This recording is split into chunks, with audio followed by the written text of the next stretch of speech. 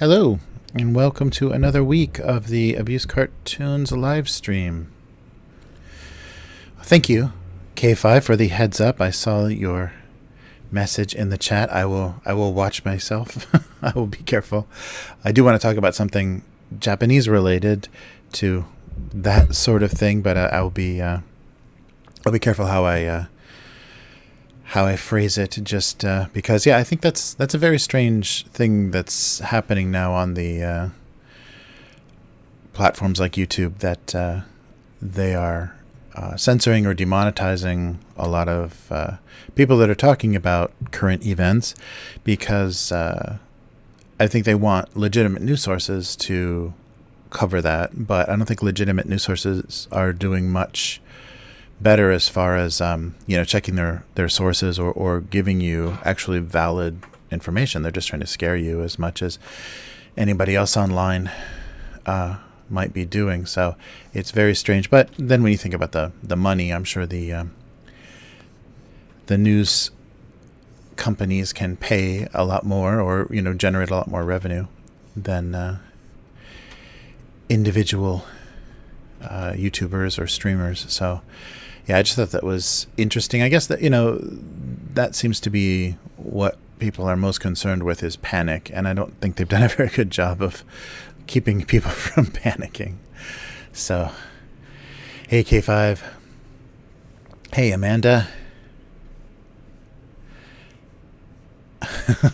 Bad weather. Gotcha. All right.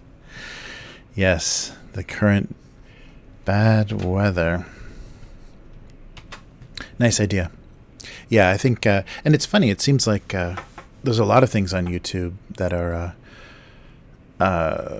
getting people kind of into trouble, or getting people, losing revenue on their sites. A lot of topics that they're trying to control. And the same thing, with all the social media platforms. I think Twitter is really bad at that, because they just have, they just monitor tweets, and anytime you mention anything on the list, instantly you're done, which is an interesting way to limit conversation, or at least one half of a conversation.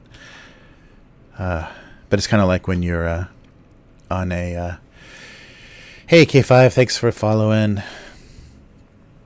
I think that's like when you're on a customer service call, like you're calling your credit card company, or the cable company, or the bank or something. And if you get angry enough that you start swearing, you start using profanity, they often will instantly cut off the call, as that's, grounds to do that. So I guess that's what social media has adopted. They've just chosen some words that they refuse to hear. And not that I've ever sworn at a customer service representative. That's the thing I do not miss at all. And I wonder if that's uniquely American or North American, is the amount of time you have to sort out problems that you didn't create. All these random fees on your bank account, or weird charges on various bills, telephone bills or cable bills or whatever. In the US, I remember having to spend so much time sorting that out. And why? I mean, I guess companies make enough in those fees that they just kind of try to sneak past customers, that they can pay those customer service people to sit there and manage, take those off, because it's very odd. But I just remember I've had just a little bit of that, and of course I have to do it, do an overseas long distance call to deal with that sort of thing. But I don't really have any US accounts anymore, which is nice. It was very frustrating when I was trying to kind of live back and forth between America and Japan, because it was horrible to have to be on the phone and sort things out. And if you just let it go, you're just going to get overcharged for things all the time. I wonder if that's a uniquely American situation, because that doesn't exist here. And it may just be the meticulousness of Japanese people, but they don't they don't sneak things. I mean, there are companies that try to pull things like that over on the elderly in Japan, but for the most part, you don't have your bank or other accounts trying to make you pay random fees. It's very sunny bad weather here. Yeah, so I hope everybody else is surviving their bad weather wherever you are. It sounds like the bad weather's getting worse before it gets better. Yeah, I'm really curious. Well, what's going to happen?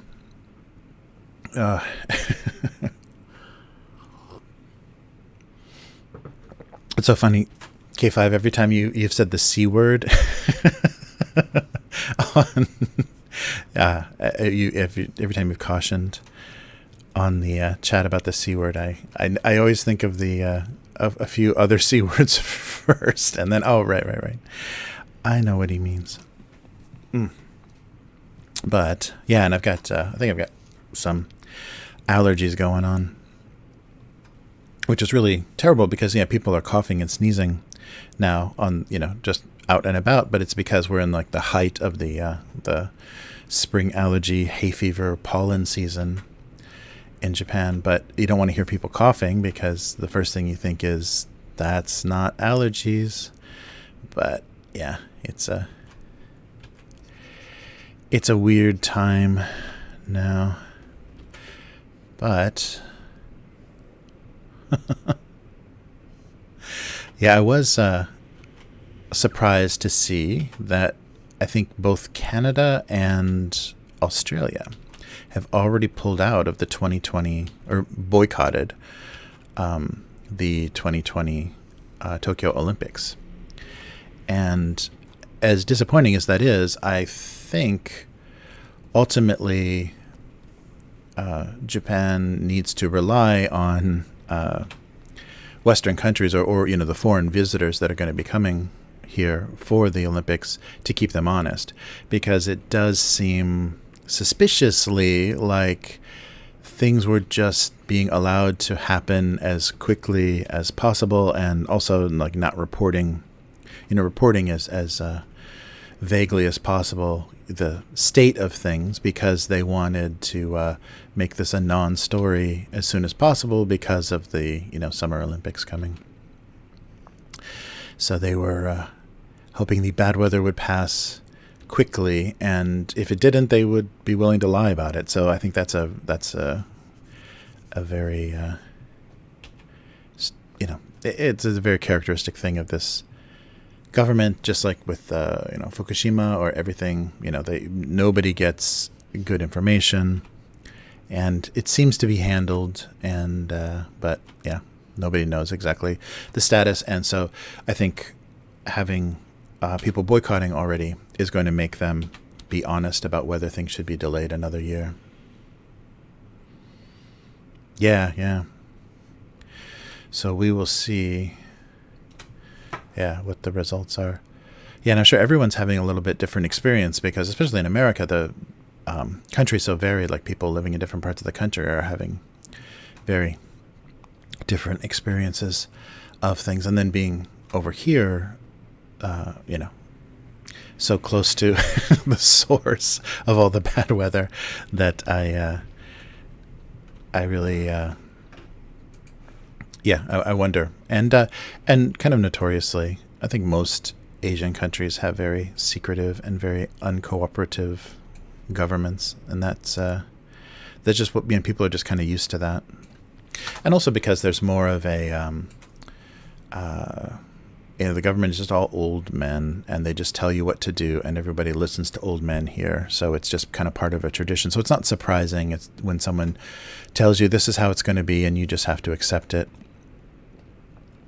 because it's the style of kind of family structures and how businesses are structured and everything. And age and wisdom are they go together here, which it's strange, because I think in these times, I don't think that's necessarily true. So especially, so you can see why Japan kind of is falling behind with, or is kind of late to join certain markets, or late to dominate certain markets, because they have old men making decisions, and they're thinking,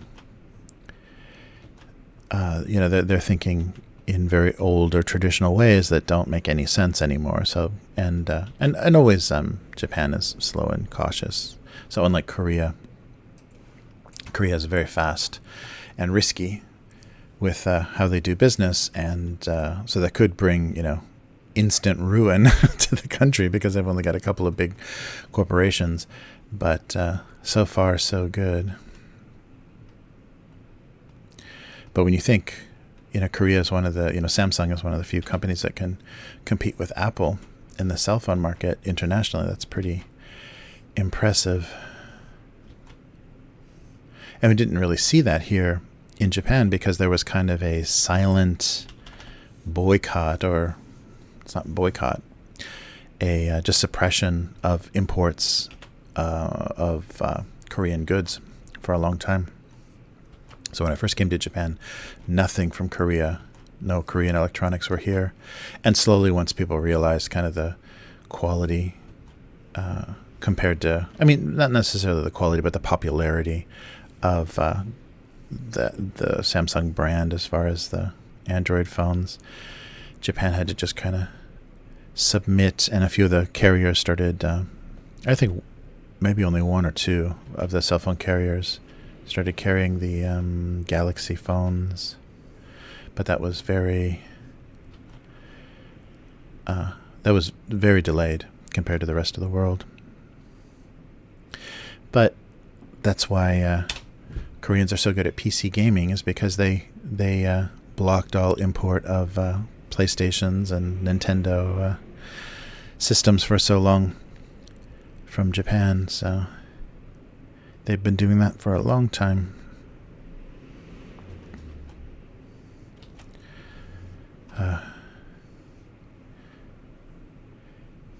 So hope everyone is doing well. I don't know anybody suffering from any bad weather in my kind of social circle, so that's good. Good news. But also, people aren't being checked very easily. I'm sure if they have symptoms, they are symptoms of bad weather. I'm sure because people go to the doctor. I think I talked about that. People go to the doctor here very easily compared to the U.S., or my experience with the U.S., because you don't get any surprise bills. They have nationalized health insurance that just kind of knocks everything down. Oh, but I just found out, I didn't really know this because my daughter here isn't old enough, and my wife never told me, but birth control pills are not covered by health insurance in Japan. That's very interesting, very surprising. So women pay a couple $100s a month if they want to be on the pill, which is strange. And I think part of that is because Japan still has very, gray market prostitution here. And of course, everybody working in those adult businesses is going to be on birth control, and maybe they, the old people don't want to subsidize, prostitution, birth control with, with their tax money. I don't know what the cause is, but I would suspect that something like that has made that too. That's a very odd choice. You would prefer, teen pregnancy to, it's crazy.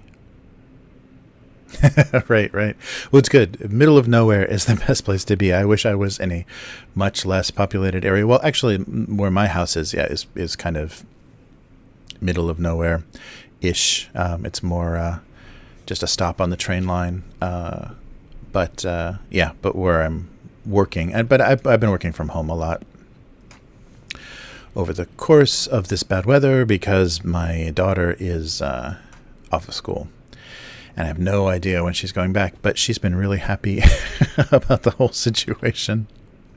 It's weird. I wonder if she's going to have look back at this time with some kind of weird fondness. That would be so strange to have a childhood memory of this kind of horrible situation. Be like, oh, those were great days. That was a golden era of my life. Yeah, but the Animal Crossing game came out on the Switch, so she's been playing with all of her classmates online. So that was perfect timing. They couldn't have timed that any better for release because, now the kids aren't feeling so isolated. They can socialize at least digitally. But yeah, I saw the California beaches are full of people enjoying the bad weather. I thought that was a very, very funny. People aren't listening to anything, any advice from the government. And it seems like that California was really, really strict. They were kind of the strictest at first, dealing with things. Yeah, and that's such a different thing, and I completely forget that states' rights and states' roles are so. There's a lot of independence. It's United States, so it is a group of, very different thinking parts of the country that until the federal government says something, they're free to, make their own decisions and make their own rules, and that's what they did. But I just hope I hope we get on the other side of this with people, without some of the smaller companies or businesses or things that that have just kind of been hanging on, being knocked out because of the loss of revenue. But yeah.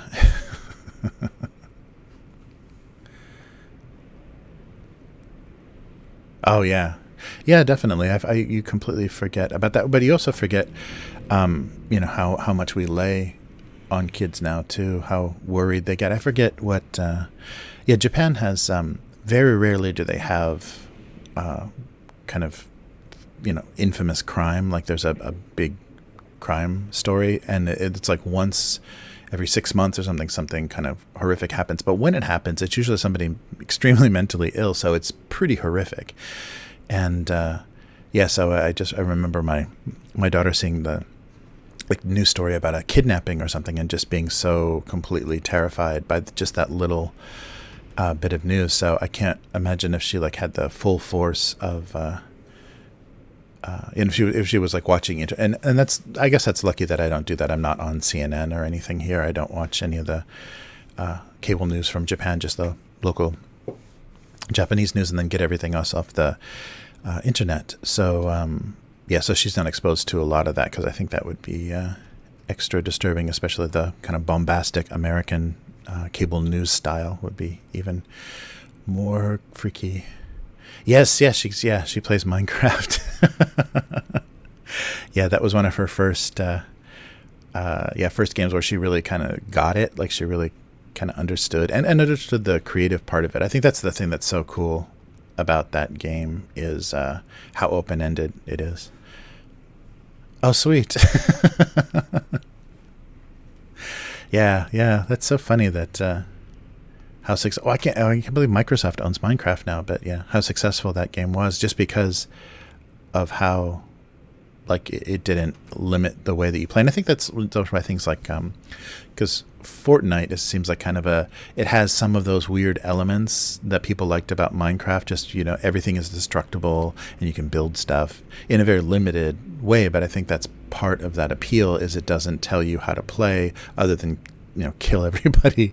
Other than the last man standing rule, everything is kind of up to you about how you want to deal with it. And I think, Minecraft was the first game to really do that. Say, this can be just a construction game. You can just build things to show people, or you can actually play a survival, the survival game where zombies come at night. I don't know what I'm doing here, but I think that's very amazing, and how they tried to cancel the creator so quickly.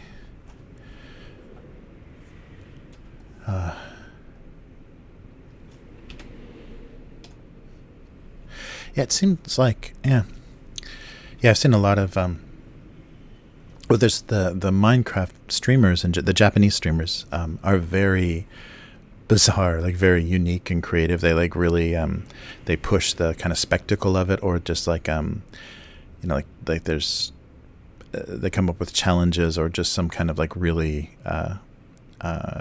they're very experimental in what they do. So very unique and very creative in how they're trying to, what am I doing here? Yeah. In how they're taking apart the game.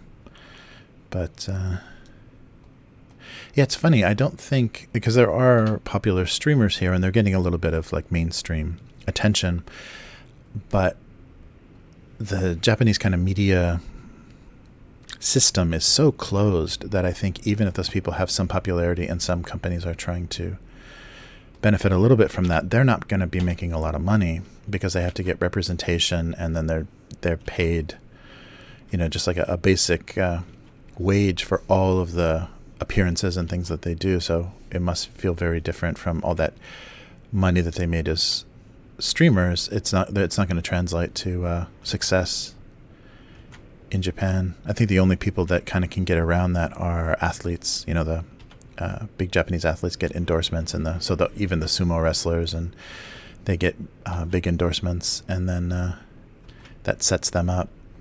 But celebrities and kind of TV talent, there's a whole weird kind of 1960s style level of fame in Japan that's TV talent. Basically, you don't do anything. Like, maybe you had a small career, maybe you were like a theater actor or a unsuccessful singer or something, but you've got a unique personality, or you're married to somebody more famous or whatever, and you just kind of occupy seats in these panel shows that they have in Japan. So there's a lot of that, a lot of just people that are only, kind of like a Kardashian or a Paris Hilton or something, where they haven't done anything, but they just have this weird popularity. So there's TV talent here that kind of occupies that same. People just like to watch them, or like to see them do stupid things. What did I do with that big milk carton? I think I deleted it. But so that's it's a very kind of retro style of television here. And so if you've ever seen any clips on YouTube or anything of Japanese television, just like on my stream, there'll be a little box, like they'll have these pre-taped interviews with people, or they'll go to somebody's house that has like handicapped child, or they'll try to tell some touching story, and they'll have a little box in the corner of one of the people on the panel watching this video along with the viewers and reacting to it. So there'll be a little square video in the corner somewhere, and people crying, or having the reaction that I guess they're assuming the audience is having as well. So you're watching along. Maybe that's early reaction videos. Maybe Japan was like way ahead on that. But that's really bizarre. The way that's done. But people seem to like that kind of television. Oh, my top 3 favorite video games as a kid. Ooh. Yeah. As a kid, what did I play? Well, I don't want to. I want to talk about when I was too young, because I was like Atari 2600 generation. Yikes. Because I pretty much went from an Atari and didn't do a lot of I did more Nintendo gaming probably as like once emulators and stuff came out, because I didn't have a Nintendo or a Super Nintendo. My younger brother did. We were living separately by then, and so I went from like Asteroids and Space Invaders to the TurboGrafx. So I played a lot of stupid stuff on TurboGrafx, but maybe it was more arcades too. So if I'd say arcade video games, it'd be Berserk. This is all stand-up arcade cabinet games. It would definitely be Berserk, or Oh, or the multiplayer like Gauntlet, get 4. Yeah, that we went through. Yeah, you would just get piles of quarters and just bust through Gauntlet or X-Men. Yeah. Did you really see Ferrari? Oh, damn! I totally missed it. What color was it? That's so funny. Ferrari on Route 1. Yeah, there's some insanely rich people in Japan that have some and it's so expensive to keep cars. But I mean, if you can afford a Ferrari, you can probably afford to build a garage specifically for it. But yeah. So I played probably a lot more arcade than home stuff for a while because I got into that. It was just a weird age because I was almost too old for that. Just kind of when the first Nintendo was out, and we played some Super Mario, and I think we played, like, my brother and I played Mario Brothers and stuff together, a little bit of stuff, and then like some stupid stuff like that was Super Nintendo, maybe like Smash TV and a lot of that, just the co-op Contra, a lot of the co-op shooting games, or like Double Dragon, stuff like that. But yeah, my stuff is really dated. Wow.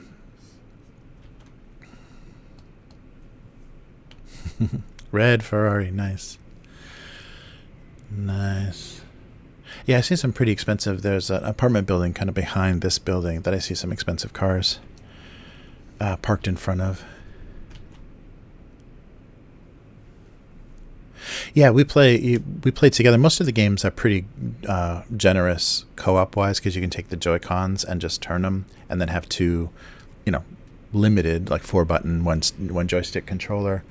So yeah, we can do Animal Crossing that way, or just about anything has that kind of co-op. I'm trying to think. Yeah, like that Mario game with the hat, Super Mario World or Galaxy Universe, whatever that the recent one was, that really big scale one. Yeah, so we do a lot of the co-op stuff with multiple controllers. Yeah, she's only got a Switch. I don't have a Switch. I've just got a PS4. Is the last thing I bought, and I have a Vita, but I don't play much on the Vita. I was playing when that was really cool when PlayStation Now, when that first came out, that streaming service, you could play that on the Vita, and that was amazing. So I did a bit of that. I played a lot of PS3 stuff that I had never played before. It's box time. A lot of PS3 stuff was available on that PS Now streaming thing, so you're playing it remotely. And that was pretty cool. The controls for a few things were a little weird because you don't have exactly all the buttons. Like you've only got 2 shoulder buttons, so you had the L2, R2 were touching the back of the screen, that touch screen on the back of the Vita. So that was a little weird, but a lot of the games were done pretty well. The controls worked pretty well, so I caught up on a lot of PS3 stuff that I'd missed. But oh, nice.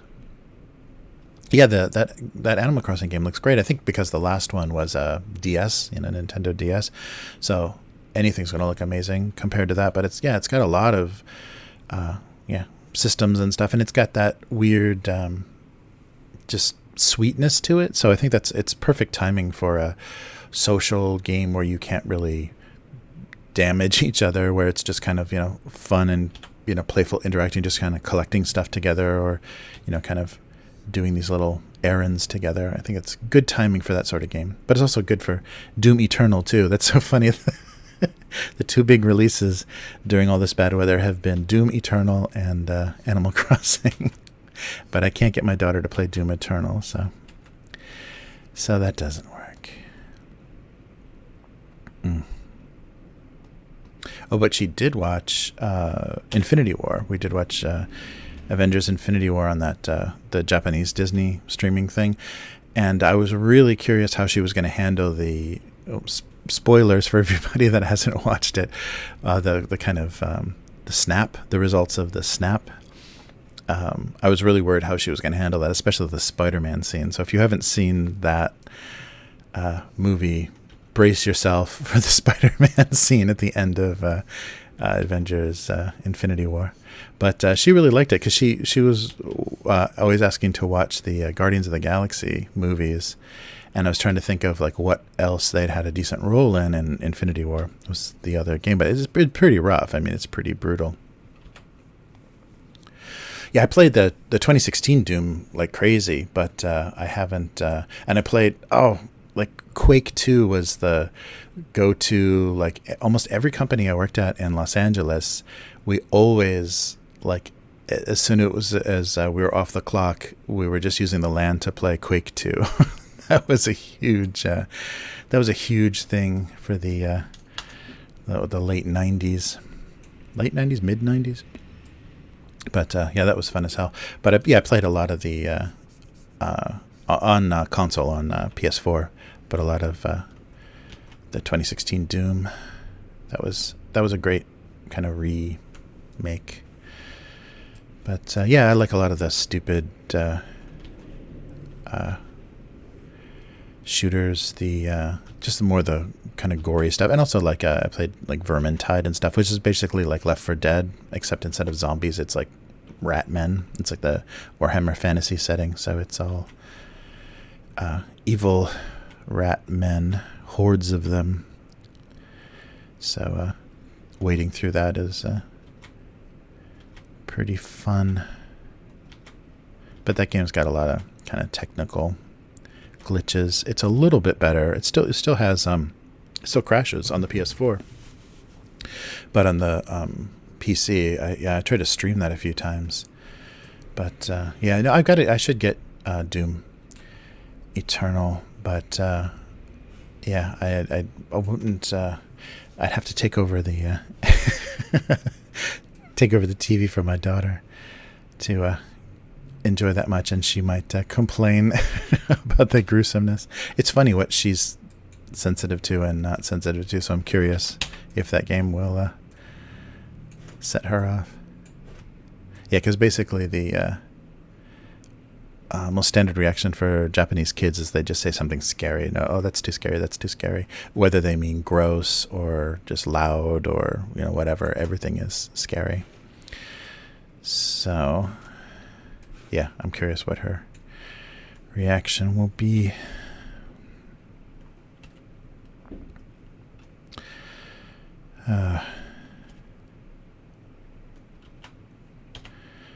But yeah, still watching Infinity War last night, I still remember how crazy that was, like seeing that in the theater and realizing what they had done, like how they had introduced so many characters. Like they had like 12 main characters or something like crazy count, maybe even more than that, in a movie, and they didn't have to introduce them. They just appeared, and I think they really did a good job of capturing that. When you see a sequel to a movie, I just mostly remember this with like Empire Strikes Back or Return of the Jedi. When you see a character, super familiar character again, and see like kind of where they're at or how they're introduced in a sequel movie, that kind of excitement of that, I remember so much from movies in the 80s. And they really did capture that with Infinity War, because they just boom, boom, boom went through all of their groups and settings and kind of caught everybody up, got reassembled everybody, and but didn't give any backstory or anything. Maybe this is just an offhand remark or line that kind of reminded you of something, or gave you just enough information if you didn't see any of the other movies to kind of know what this character's place in the story was. But that was so impressive. I mean, and they're not going to be able to do that again. There's just no way that that's not going to be recreatable, I think, just because the timing and everything, because nobody knew what to expect, and they had so many mediocre movies. But it was just, it was almost like a weird combination of a TV model, of a TV series model applied to like blockbuster movies, because you have to have kind of those stupid episodes that focus on a peripheral character in a TV series, gives them a little bit of backstory, and so you kind of know who they are, and in series with a larger cast, a TV series with a larger cast, you do have some of those, and you kind of suffer through those. There's just episodes you don't care about because you don't really, care about that character. They're just not that interesting. But they did that with movies. They did movies, almost like episodic movies that were setting up this, group of heroes and a showdown, and that's amazing. That's a lot of money to spend hoping that was going to be good, but it was good. Like, they really pulled it off. And comparing that to, like, how Star Wars finished, the sequel trilogy, how that finished off. Yeah, it's like, I don't know what they were thinking. I don't know why they thought they would go the way that they did. But but it looks like Marvel's going to have that same problem that Star Wars did. They're going to put too much emphasis on characters that nobody likes, but that fit a certain, thinking or demographic or whatever. So I don't know. We'll see if they can keep it together. But yeah. And as far as they've finally figured out, like, there were so many scenes in those later Avenger movies that were so comic book, or referenced like famous events in a comic book, so you felt, hello, update from my video driver. Yeah, so you felt the kind of connection to those stories, like all of the, and you've probably seen, even if you don't read comics, you've seen the covers or the like a double page kind of splash panel of all the characters of a group attacking one big villain, and they did that really well in that movie, that it really felt like the pages of an American comic. And but do they need to do that again? Do we need to see that again? I mean, they've successfully kind of given us some moments, some of the greatest moments in Marvel Comics, and they're running out. They're running out of good stories to tap into. So yeah, we'll see. All right. Well, I had a bad weather idea for a cartoon, but I'm not sure. Let me see if I can pull this off. I'll give this a shot.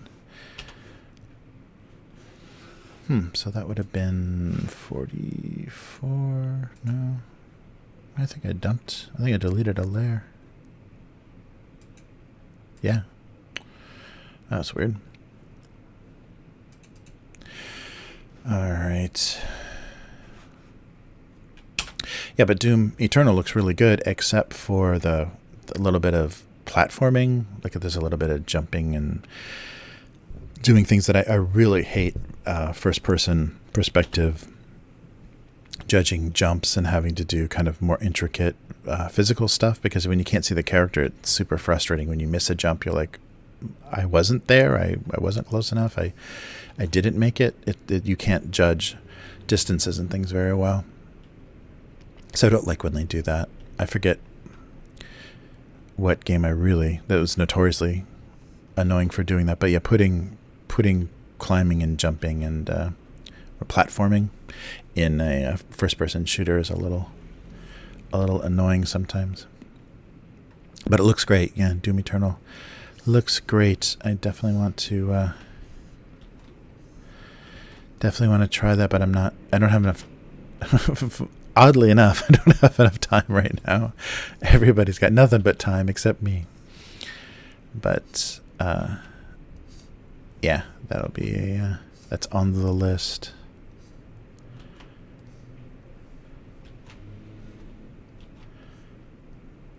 Yeah, I'm really curious what the weather situation is going to do to the new console releases, because there's a PS5 and another Xbox, the new Xbox, I forget what they're calling it, coming out. That's a really sad thing seen from the Japanese perspective, is how terrible the Xbox did in Japan, and they spent so much money, especially for the 360. They spent so much money to get it to be popular, and just paid off, Japanese creators to do games for the system, and it just did not go anywhere. So the only people that have Xboxes are people that like, Call of Duty or Modern Warfare, or whatever the military shooters are, and because that's a lot of them don't come to Japan on PlayStation, so that's where you can play everything. Oh, cool! Yeah, Fallout 4. Nice. Yeah. People rag on the Fallout games. I guess the people that played the old isometric ones rag on the Fallout games, but yeah, I like Fallout 3 a lot. But it just, it kind of stole a lot of the setting from, different sources, but I like that messed up end of the world setting, and they did fun things with it. Oh, in the Fallout 3, the Japanese version of Fallout 3 doesn't have nice. yeah, you can get really especially when you've got stuff you got to accomplish in a Fallout game. It's hard to put it down. It's hard to unless you get killed, it's hard to find a place to stop. But in Fallout 3, the Japanese version, the nuclear bomb, like the little, fat man or little boy or whatever, the style, that style of nuclear or atomic bomb that was in the middle of that starting town that you first come across, the one that you can repair or detonate, that doesn't exist. They took that completely out of the game, and I think the ability to blow it up. So they really changed the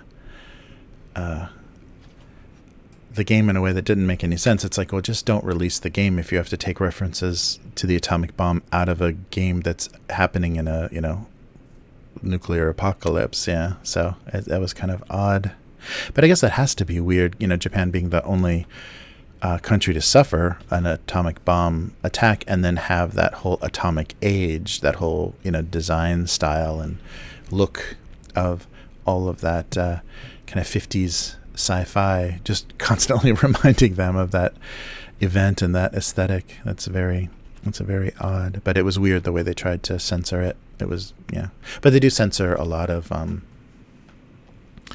just really random things in Japan. I'm trying to think of and mostly nudity. Like, they have a real weird nudity censorship here, but some other like weird kind of social things. So not violence so much, but like some weird like social situations and stuff.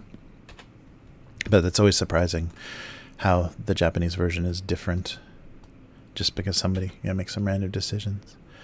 Oh, that's cool. Yeah, Fallout 4. Yeah, I got to. I think I have it on for the PS4, but I don't think I started it. It was one of the first games I got, and just didn't ever get started. But I like that setting a lot. There's a tabletop miniatures game for Fallout that the podcast, the gaming podcast that I work on, we've got a press contact with the company that makes that, and I keep wanting to ask them to send us at least the rules for that, because I'm really curious how they emulated the some of the skills and attacks and mechanics and things for the Fallout game. And the miniatures look pretty awesome. They did a good job. All right. Okay. Just checking. Nice. Oh. All right. Okay, so let me see if I can make this work and see if you can see what my idea is just from my early drawing of it.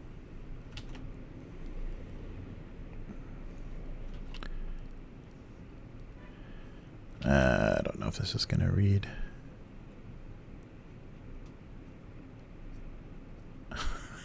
I don't know.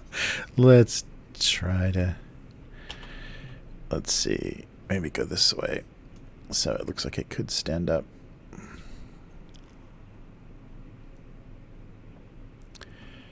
And let's get rid of this.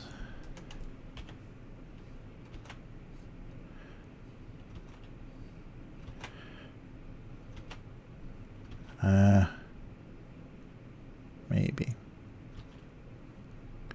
Yeah, it's going to have to be a little exaggerated, I think. If it's going to work.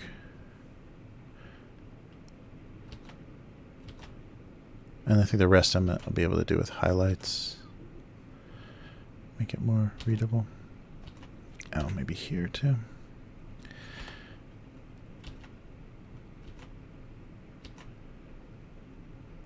Yeah, maybe. Okay, I gotta be careful. I gotta be able to make room for eyes on this. And maybe those dots aren't. I'll do it with just highlights. Yeah, this is getting too small, detail-wise. All right. Let's see.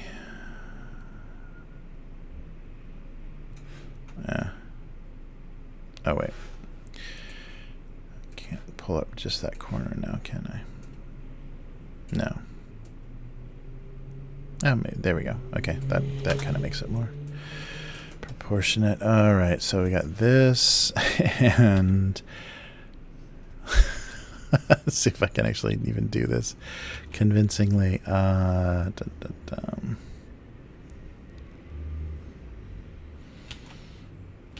Maybe that works close enough.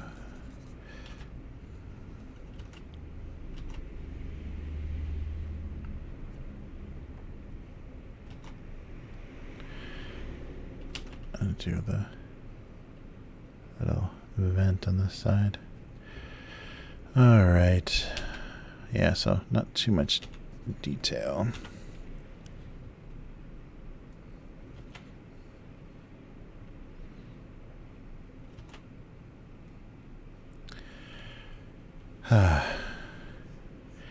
There we go. Yes, so right. Oh, you got it, K5. Good.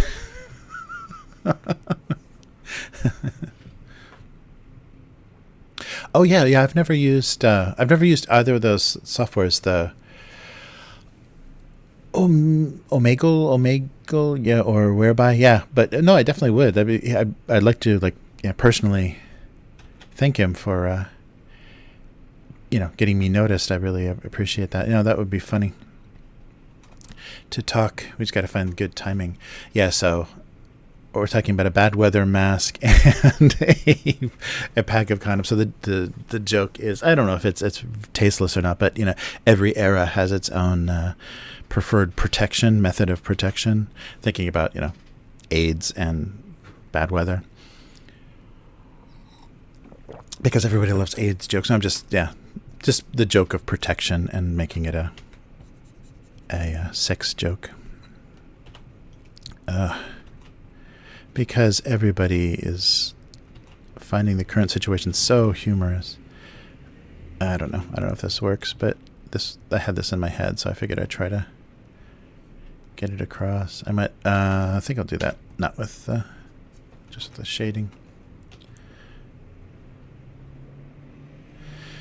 All right. Oh, cool. Yeah, so I'll try that. I'm curious how how Go Comics will respond to that, but oh man. But we'll see. So maybe don't need these boxes. I don't know. Is that enough? Yeah, that might work just by itself. All right. Yeah, I'm curious if I can convincingly render those enough so people know what I'm doing. Well, we'll see. Protection.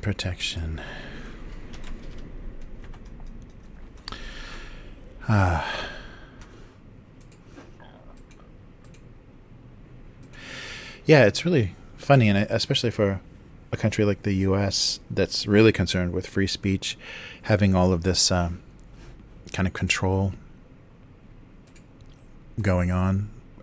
Platforms. I mean, they're privately owned platforms, so they can decide, what they have. And I think that's Twitter's defense, at least anyhow. But it is changing how people, how free people are to talk about things.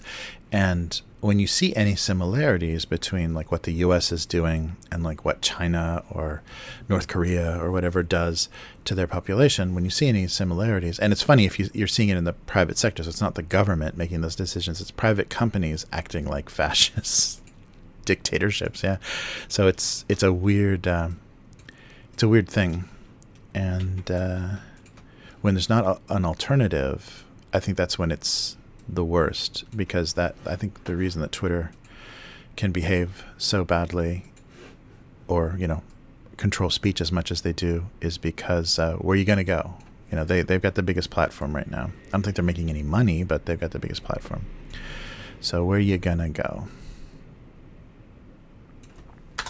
I think that's a frustration a lot of people have. I don't know what's going on here.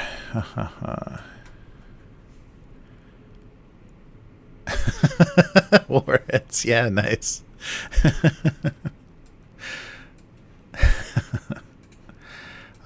That's been a while. All right. School. Milk at school. Is that even a thing? That can't be a thing anymore with all the allergy concerns and everything. They still do that in public schools in Japan. You can still it's glass bottles, though. They give you like little glass bottles of milk. But I loved those because I could steal those from the classrooms and use them for my coffee. So I didn't have to use like powdered. I think the only thing they had is like powdered creamer in the teacher's room. So I could steal the milk because so many girls hated or do hate any kind of dairy in Japan. Or somebody told them it makes you fat or it's bad for your skin or whatever. So a lot of extra milk. So that was nice.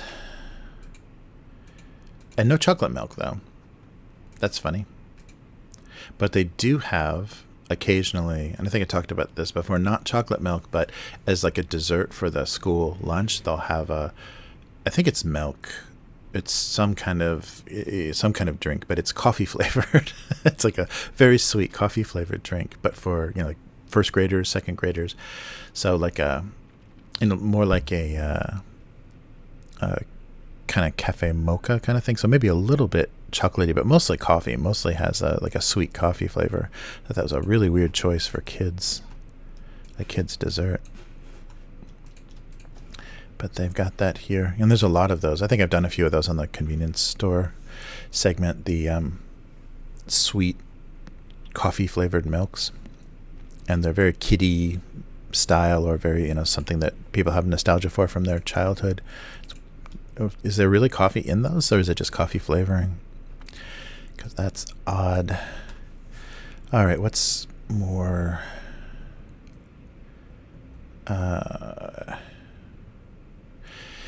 Yeah, that's weird, but yeah, I remember drinking milk at my desk in the mornings in like elementary school. I wonder if they still do that. That seems so antiquated. That seems like an old style thing. Oh, that's right. But I wonder.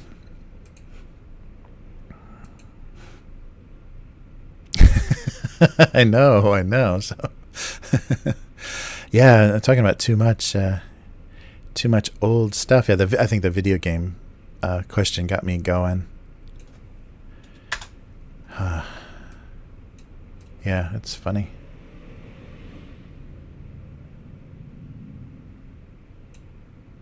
Yeah, there's a big nostalgia market in Japan as well, but they kind of just serve the well, no, I guess that's not true. All of the kind of old companies, they'll bring back like retro packaging for snacks or things that they had before. So there is, because the Japan is kind of off by 30 years, so they have kind of a weird 50s, 60s kind of nostalgia here that we don't really have anymore. So those kind of like that kind of boom time, the post-war kind of rebuilding and boom time in Japan still has a lot of nostalgia, and I think it's just because of it was very traditional and very safe. Like everybody was, successful and well taken care of. As long as you worked your ass off, you did well. All right. Yeah, chocolate, anything. I mean, except for like expensive kind of, chocolate company chocolate. But chocolate flavored anything in Japan is often really disappointing. They just don't care for it as much. Yeah, it's weird. It's not as popular. So yeah, often like the Japanese burger places won't have chocolate shakes. They'll have like strawberry and vanilla or coffee and vanilla. Chocolate is often not an option. They'll have something brown, but it's often like not chocolate flavored. So that's very frustrating because there's like brown sugar that looks like chocolate, and like sometimes the sweet bean flavored things, or there's certain not black sesame. There's some things that look like chocolate and they don't taste anything like chocolate. So if you're not if you can't read the label, sometimes you get ugly surprises. That happened to me a lot when I was first here. Is like, oh, this looks good. I don't know what the flavor is. It's just kind of weirdly sweet. Yeah, this is some kind of. Yeah. Speaking of things that don't exist anymore, how about an apple as an item at school? Yeah, I think it's just I don't even know if it was my parents' generation, but the grandparents' generation. That's just something from old TV and movies as an apple for the teacher. Were teachers like that malnourished and underpaid that they needed to rely on students bringing them apples?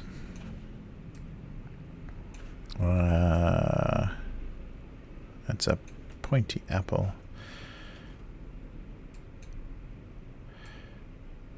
All right, there we go.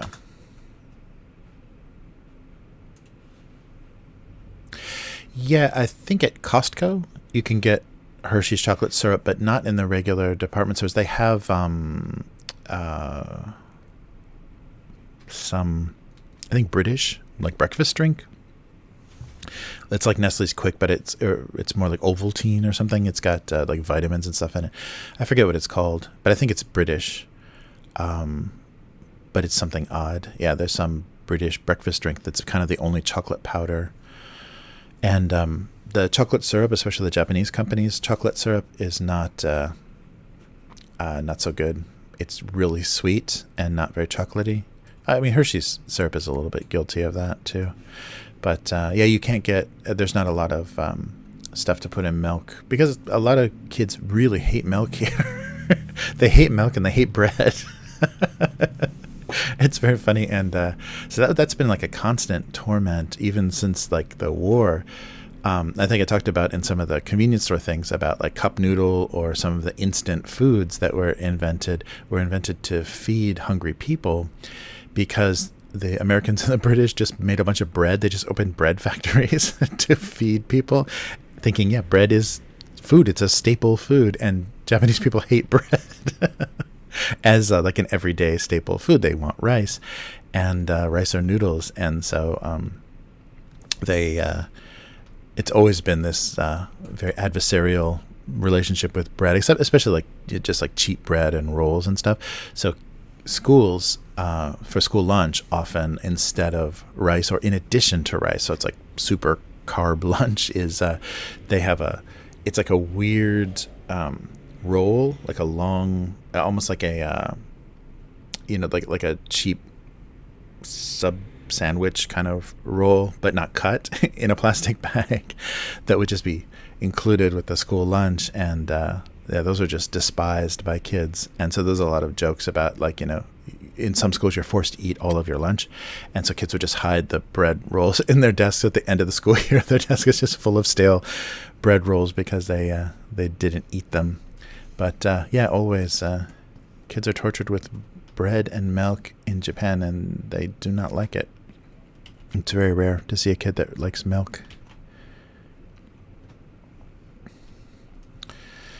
Maybe that's why their bones are breaking. All right.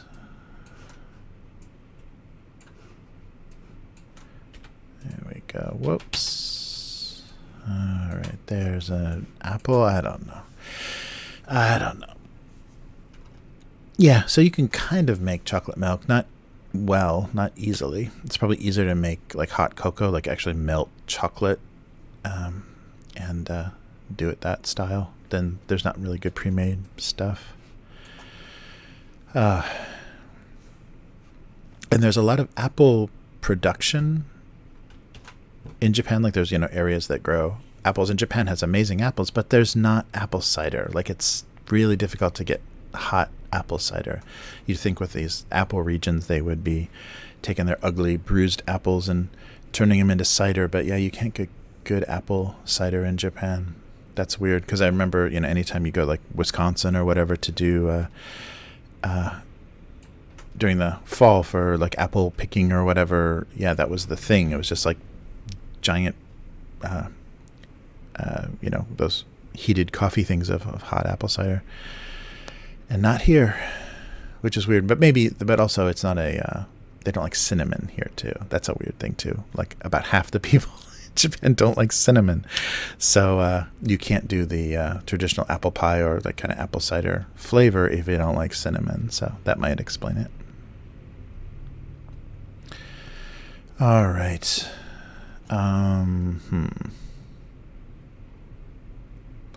Oh yeah, I think I've seen there's an import shop here. There's like a Japanese company that started kind of an import grocery store that's kind of everywhere. So I've seen imported eggnog in Japan, but I don't think people know what it is, and I think it's maybe just the foreigners buying it, or people that, you know, learn about it or know about it from visiting foreign countries and then like include it in their you know, Christmas or winter parties because they you know, have seen it somewhere, or even on like in a movie or something.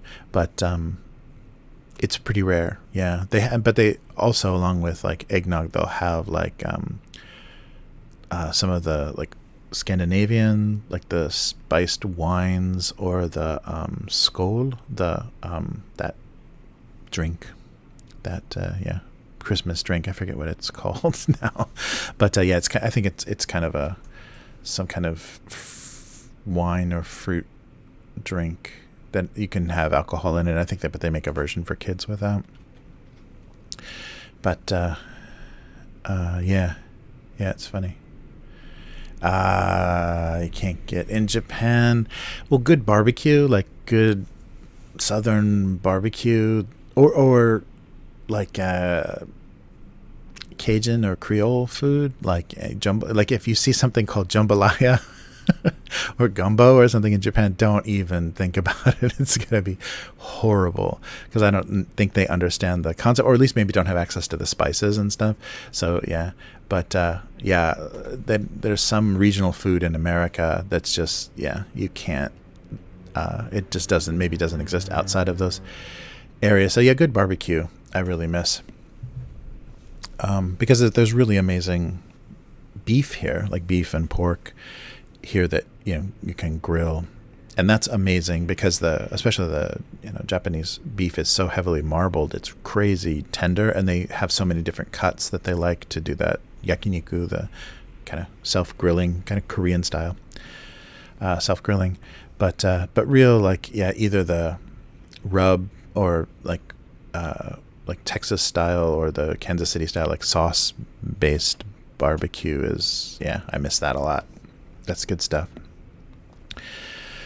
But yeah, I think if I lived in New Orleans, just with that regional food, I would eat myself to death. I would definitely have to be wearing one of those big, white linen suits, walking around fanning myself, because I'd be such an obese mess. But yeah, I love Cajun food, and that style of spicy food is great. That's probably my favorite, like even over like Mexican or like Thai or like some of the Southeast Asian spiciness. That's my favorite. Hot food. Yeah, but you can get decent hamburgers here. You can get okay pizza. It's very hit or miss. But yeah, I would say as far as like real barbecue. Oh yeah, so my wife cooks Japanese and kind of regionally Osaka style. So a lot of like every meal has a bowl of white rice, and sometimes it'll have something else in it, like mushrooms or some sort of, depending, like seasonally. So sometimes there'll be some variety in the rice, because I think she's bored or hates only white rice. And then just meat, and it's kind of like the many little dishes style, a little bit more like that. So so just meat, which is often grilled fish or vegetables, and then rice and miso soup, and so instant miso soup is pretty good here. So we can have a variety of different kinds. There's like red and white miso, and has different, like either tofu or onions or mushrooms or something in it. So a lot of that. So yeah, that's very, what they call teishoku, is the meal that has a main dish and then always miso soup and white rice. So that's very, very standard. Oh yeah. They call that chahan here. Fried rice is chahan, or there's another word for it that's maybe just as common that I'm totally blanking on. But I think that's more that chahan is more from the Japan or the Chinese import name, kind of like chop suey, kind of like we say chop suey. And if you said that to a Chinese person or an Asian person, like, what are you talking about? That's like the American invention, or the American coined word. Is that no, it's not. But there's a lot of good fried rice here. A lot of interesting, because and ramen shops, for some reason, ramen and gyoza, or ramen and fried rice is like a side dish, is really popular, because a lot of people don't think like ramen is kind of a snack or a quick lunch, like a quick work lunch. But if you eat it at dinner time or as more of a meal, you have to have other stuff with it. So just a bowl of ramen isn't enough, no matter how big it is, because I guess it's just more like one kind of thing. And Japanese meals, or cooking at least, is obsessed with variety, like variety of texture, variety of flavors. And so you have a big variety. It's not just like one big dish. Like you wouldn't eat like one giant steak and potato kind of thing like you do so much more in the US. Everything is like smaller, well prepared, but like smaller dishes of things. So you have a big variety. So variety of taste and stuff is very different. And they also do, Japanese versions of all kinds of Asian food. And just like the barbecue here, the Korean barbecue is a very adapted version of what they have in Korea. It's different, and they don't usually use like the spicy miso and stuff, the spicy sauces, the same way here. So it's a bit different. But I think health-wise, I'm definitely doing better than I would be if I was eating Carl's Jr. or whatever as much as I did when I was living in the U.S., especially Los Angeles. That's a weird little sack lunch. Let's see. Yeah, I think that works. It's small, though. Might just have to draw this again with better proportions. But now I'm going to go way out.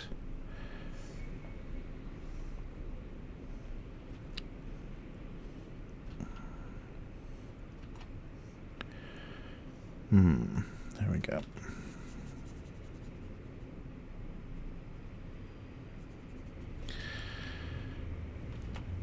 So,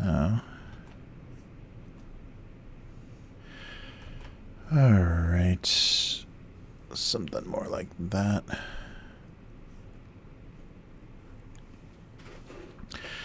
It's not so anemic looking. I don't know. Let me see here. Oh, I should double check. You can even see this, as I forget. Sometimes I'm drawing underneath the video window. All right.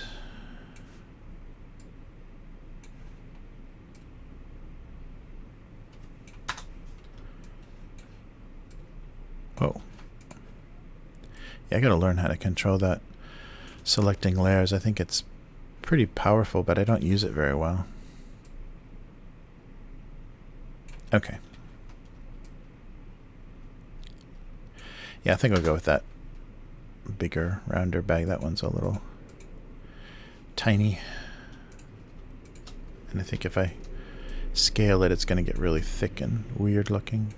Yeah, I'm doing so huge. There we go. All right.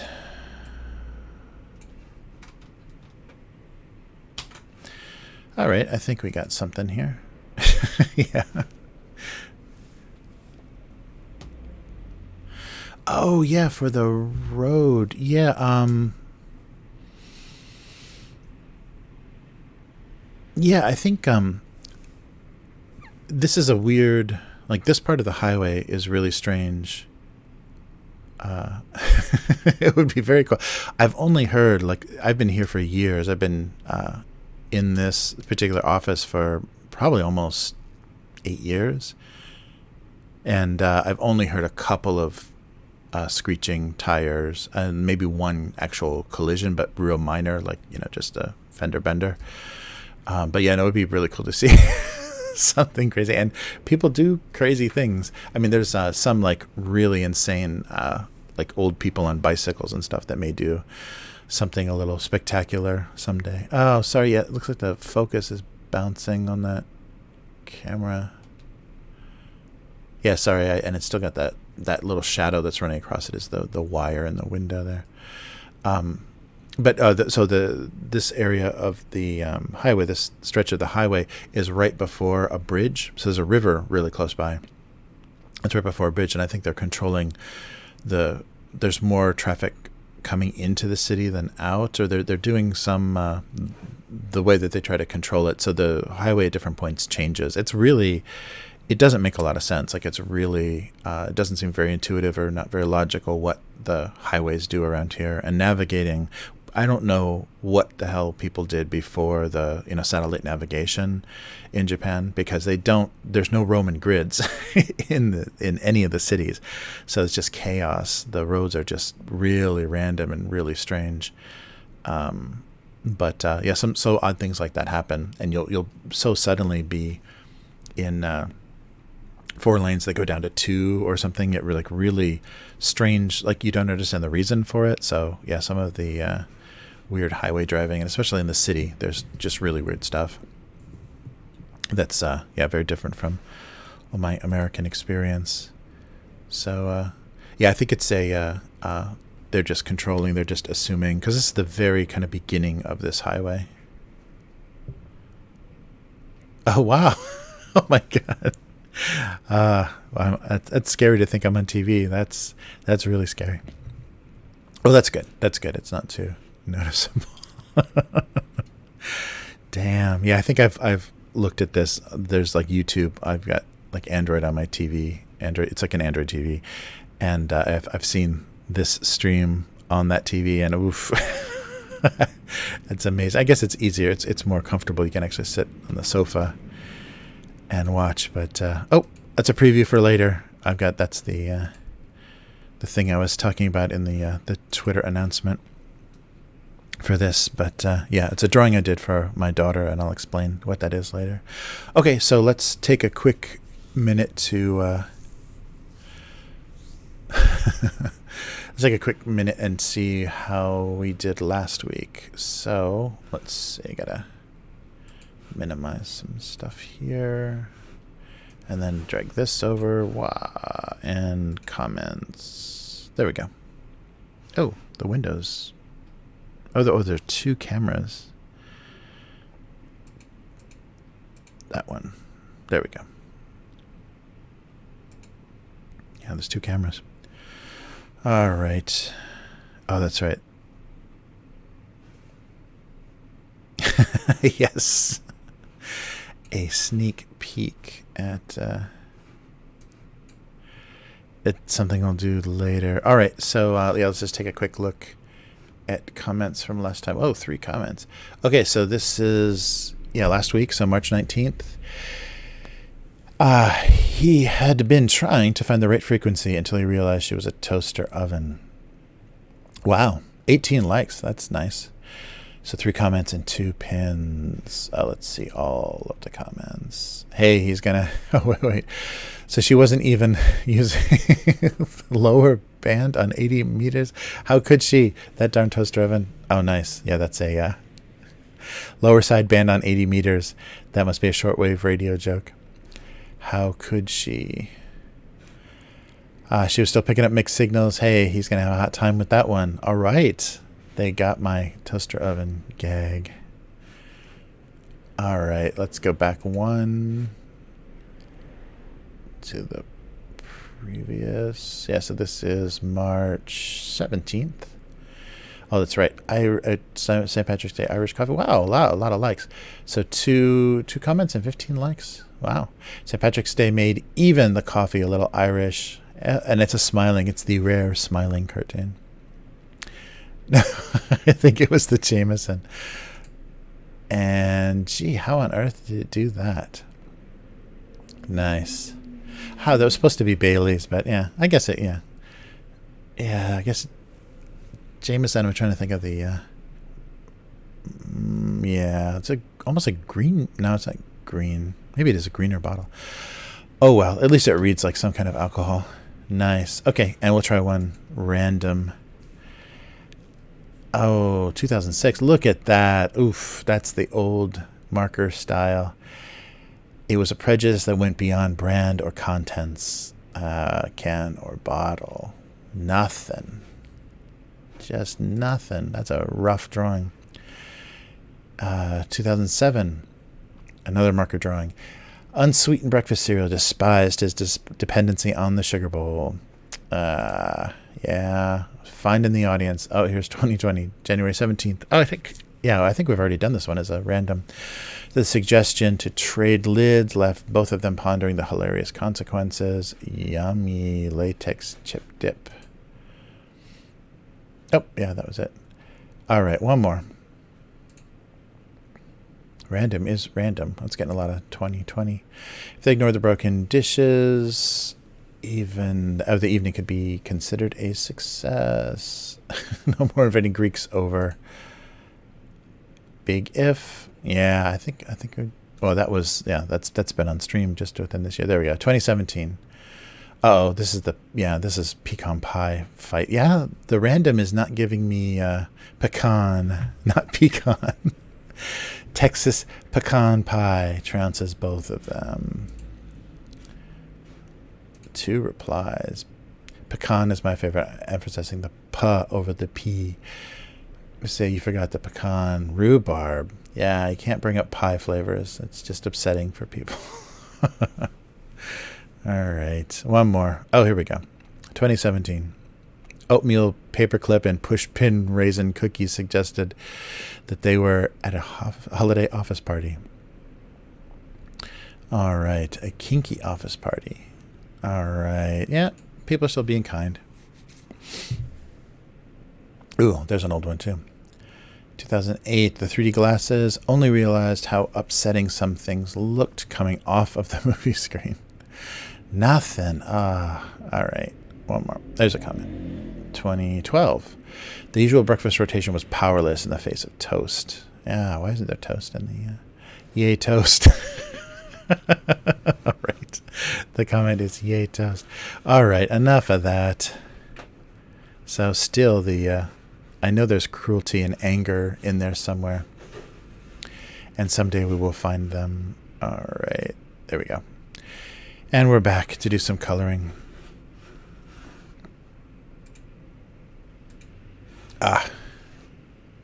Dark green. Yeah, it is green.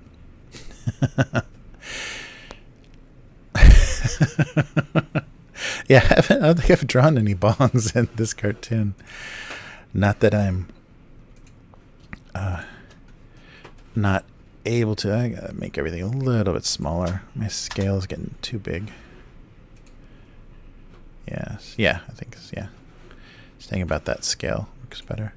All right, so let's do some quick color.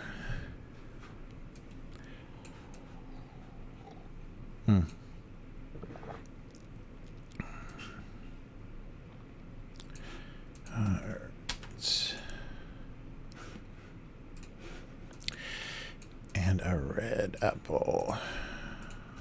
Maybe darker.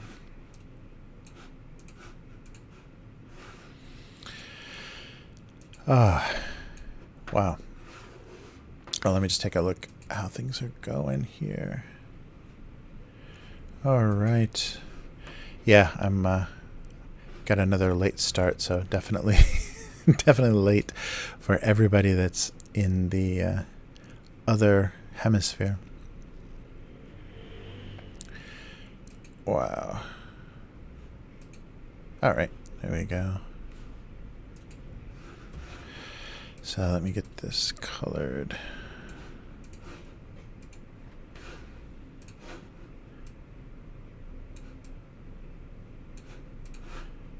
Sorry, is that? No, I'm not sure how much that noise is. For some reason, the mouse is making a lot of noise on the desk. All right. Then I'll do maybe just bright red.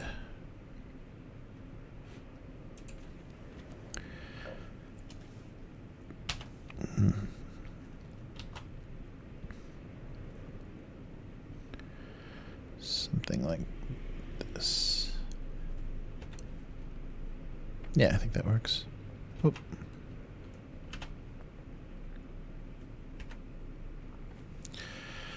All right, and maybe this side too. There we go. Yeah, red works for that. Then I think I'll do this kind of yellowed pages. Nice. That would be a lot because it would be very expensive to get them into the country.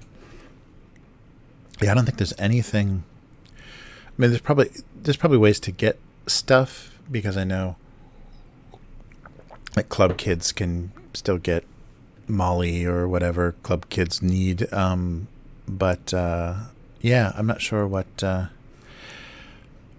actual path of getting some hallucinogens. That'll have to be an American stream. If I this fall, if I end up back in the U.S., I'll do a live stream from the U.S. and I'll try to score something before before the stream to make it all that much more American.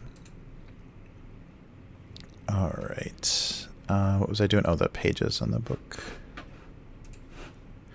Yeah, you'll have to wait till I make it back to the States.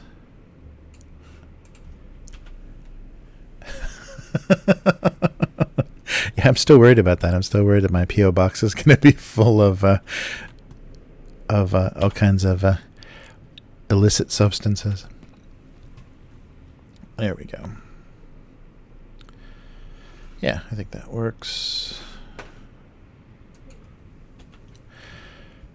But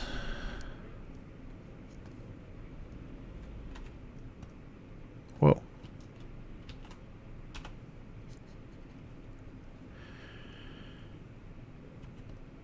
Oh, damn. Too close. Or actually, maybe just the tolerance is too high. There we go.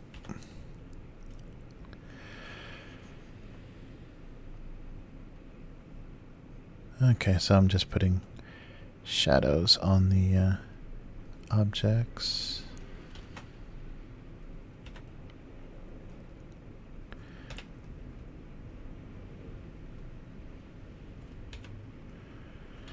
Yeah, it's funny. I was listening to some YouTuber on a podcast talking about how Twitch is so good for their YouTube channel. They get so many people that find them on Twitch and come over to YouTube, but I have not had that experience at all. It's funny. I just can't get found on YouTube. Or on Twitch. Yeah, Twitch has been real tricky. And I guess because, I don't know, I think you got to be a little thirstier on on Twitch, or at least I got to be doing some pinup art or something. Or at least something anime related for people to get excited if it's not gaming. But I'm patient. We'll see if it eventually hits. Yeah, and I'm thinking too that during all this bad weather, that's when people are probably picking up some new viewers, because a lot of people, especially in North America, are just kind of stuck. So if they get bored enough, they might wander onto a new stream, or start listening to something new.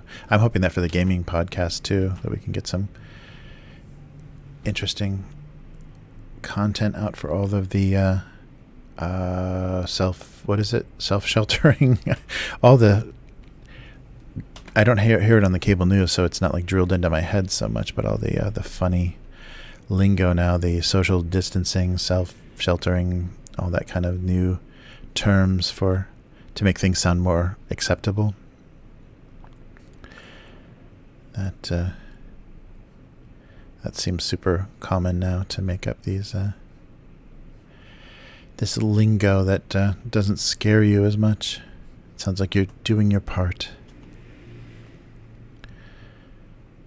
All right, maybe a little edge on the book there. Oh.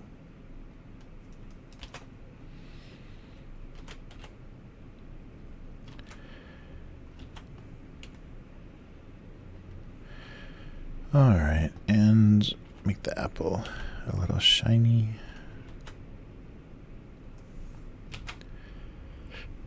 And maybe the milk too. Ah. What would I really? Would I really? Yeah, if I could do something safely, I would definitely do stuff on a live stream. That would be fun. I think alcohol is all I'm going to be able to do for a while. But yeah, I'll let you know when I make it over or back to the States. That'll be a good chance to try something, especially because it's a lot of stuff is getting easier to get and is legal now. That's really funny.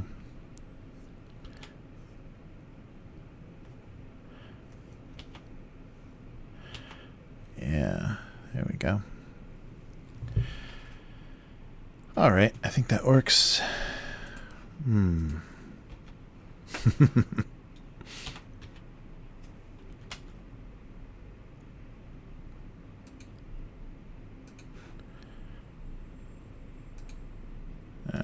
that's too big for the...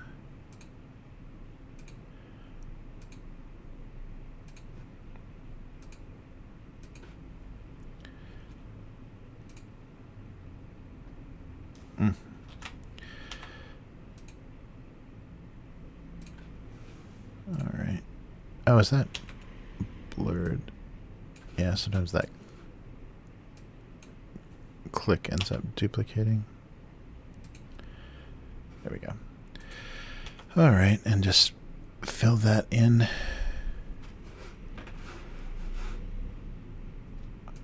Oh, sure. Yeah. If I had access to it, I'd definitely give it a shot. I can't guarantee the results though. I have a feeling the strength of some modern stuff will knock me out. But no, that would be fun as hell. It'd be really fun to do in the States. I'll have to make myself portable. Wait, there we go. Make myself portable. So we're talking about traveling. Yeah, September. I don't even know if it's still possible. September or maybe October. My mother's 70th is in October, so I promised I'd get back and visit her then. So hopefully everything will be done. Being unpredictable by then, the weather will clear. That's better. All right, and then there we go. So I gotta come up with some colors that are gonna read. So I'm trying to think the most condom-like color, like a blue. I think the mask is gonna have a blue vent. I can't even think of the last time I've seen condoms. Oh, the funny thing about condoms in Japan, and yeah, that would be fun. That'll be fun as hell. Funny thing about condoms in Japan, not to like reinforce any stereotypes, but most Western guys cannot wear Japanese condoms. They're crazy small. Like the circumference is crazy. I'm sure they stretch to the length of a broomstick, but you can't, like, literally can't, especially when they're rolled, because the rolled part doesn't stretch as much, and until it's unrolled. So yeah, it's crazy. So they make a larger size condom, so the equivalent of what are those called? Magnums. The equivalent of magnums in Japan are they don't have a name. They're just like a different size, but they have a picture of a horse or a big, like, European nose on the label or on the front of the box to tell you that they're extra size. It's very, I should take a photo. I don't need to buy any, but I should take a photo in the drugstore just so you could see them. But it's so funny. Yeah, it's really funny. And that was a thing. I think the Thai in Thailand, the government had to issue a statement for Thai men to stop buying the extra large condoms to impress, their girlfriend, or to think, yeah, of course I need these, because they kept falling off inside of their partners, and then the hospitals were getting full of women that needed, condoms that slipped off, extra large condoms that slipped off, because then they lose all effect too. If you lose a condom inside somebody and you finish, or you finish and then lose the condom, it's just like not wearing one. So that was pretty funny, though, that the the ego of Thai men reached such a proportion that the government had to actually comment about it. It's like, could you guys please stop buying the extra large condoms if you don't need them?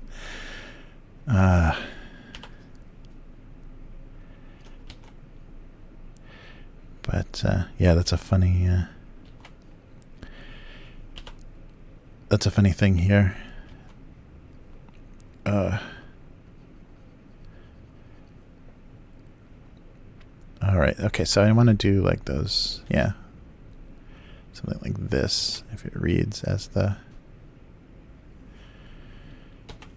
and not blue. I think that's going to have to be just pure white. Yeah.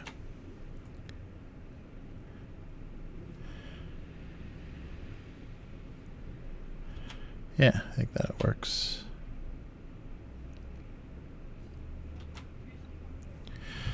Something like that. Yeah, I don't want to put too much detail so that it still reads as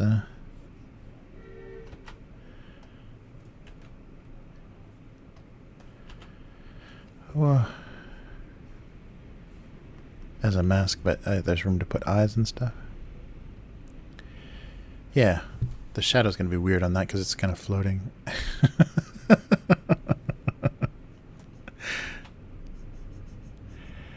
All right.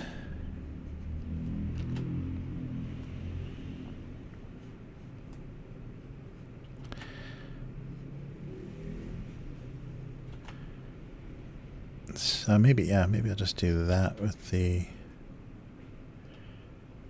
shadow to kind of... What? Why do I keep... There we go. Yeah, that control key isn't picking up. I think this will read. Let's see.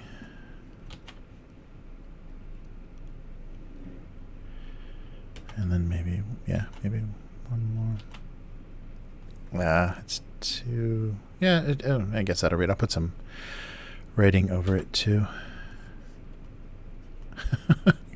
I'm just drawing condoms from memory, from distant memory. Yeah, that was definitely the worst part of dating after divorce is condom sex. Ugh. Yeah, that's just no fun. But I'm not brave enough to risk whatever's floating around in Los Angeles. Yikes.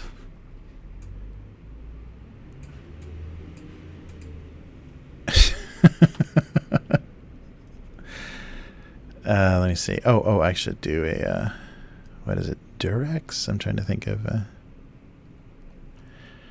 some company that has like this kind of deal.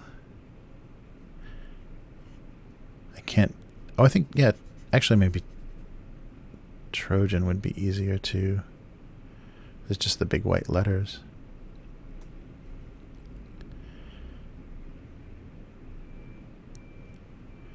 Oh yeah, that was the worst. The worst condom experience. It was a very early experience. Worst condom experience I ever had was we didn't have anything. My high school girlfriend, I think I was still junior high, but I had a high school girlfriend. And so we didn't have any protection, but she had an older brother that had condoms, and they were Trojans, but they were just like raw latex. Not lubricated. They're just like dry, raw latex. Just that's the weirdest. Yeah, that was the weirdest situation ever. Because I guess it's like they're very old style, so they're just assuming that you've got like a bottle of some kind of lubrication that you're using it with. That's not what I wanted. Maybe darker. And oof, yeah, that was rough trying to get that to. Actually, maybe I don't need any... Oh, that didn't look too bad.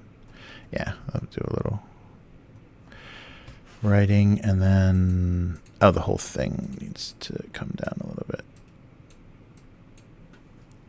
Maybe. Oh, I should do it. They should be Hyphonics condoms. Of course they should be. Actually, yeah, let me get rid of this thing. Oh, wait. Turn it back up. Let me get rid of those. I don't think those are working so well.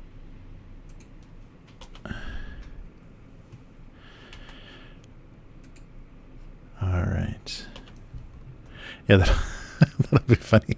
The brands have all slowly shifted to... Yeah, so let me see. I'm trying to think of like a good... Oh, maybe I'll just cut the... 'cause it's just this. Yeah, let me see if I can do this. Just cut it with the eraser.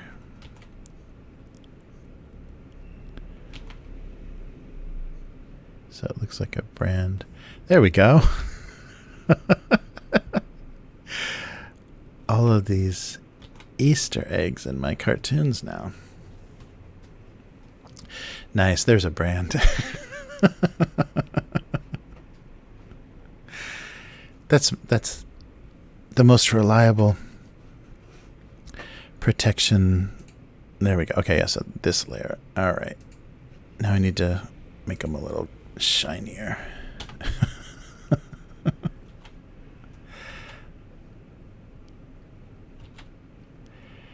All right. Yeah.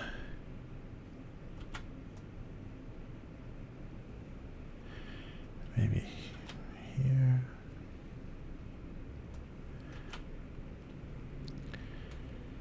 Yeah, I think that works. And I'll do a drop shadow.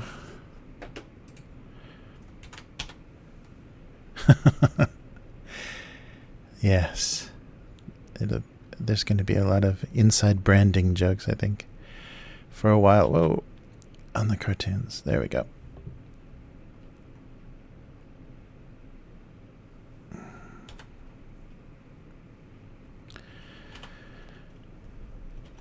All right.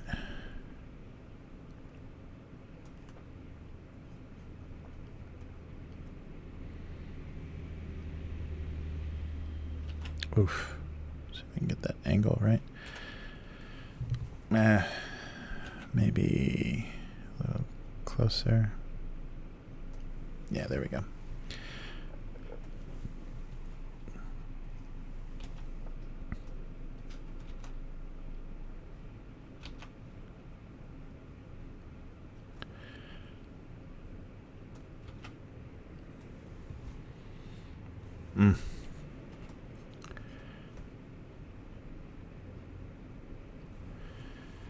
All right. I think, see if these work with eyes on them. I think so.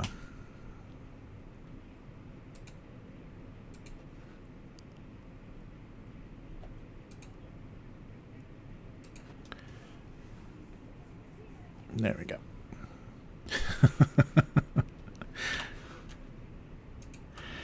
Actually, I need to do this as well. Oh. There we go. Yeah, this one, though, needs to be under. There it goes. Yeah, that makes more sense.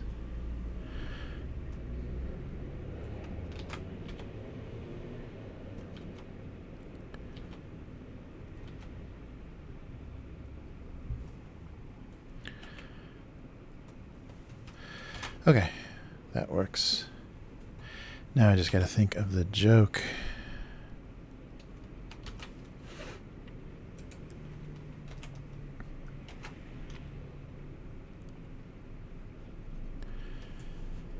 Yeah, that works. Hey, pets and animals. Those are huge condoms, aren't they? Because those masks cover your nose well. Giant condoms. They're Hyphonics brand, so that's why. All right.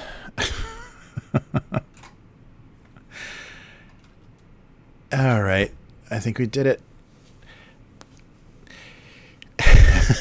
Hey, Martin. Yeah, can you tell what those are? I hope I drew those convincingly. Oh, nice. Hey, thanks for the sub. Wait, where's my cursor? Thanks, Schmiggy. Appreciate the sub. There we go. Hey, Plexus. Good to see you. Plexus, I heard your country pulled out of the 2020 Tokyo Olympics. That was I think Canada was first, but Australia soon followed. But I think that's a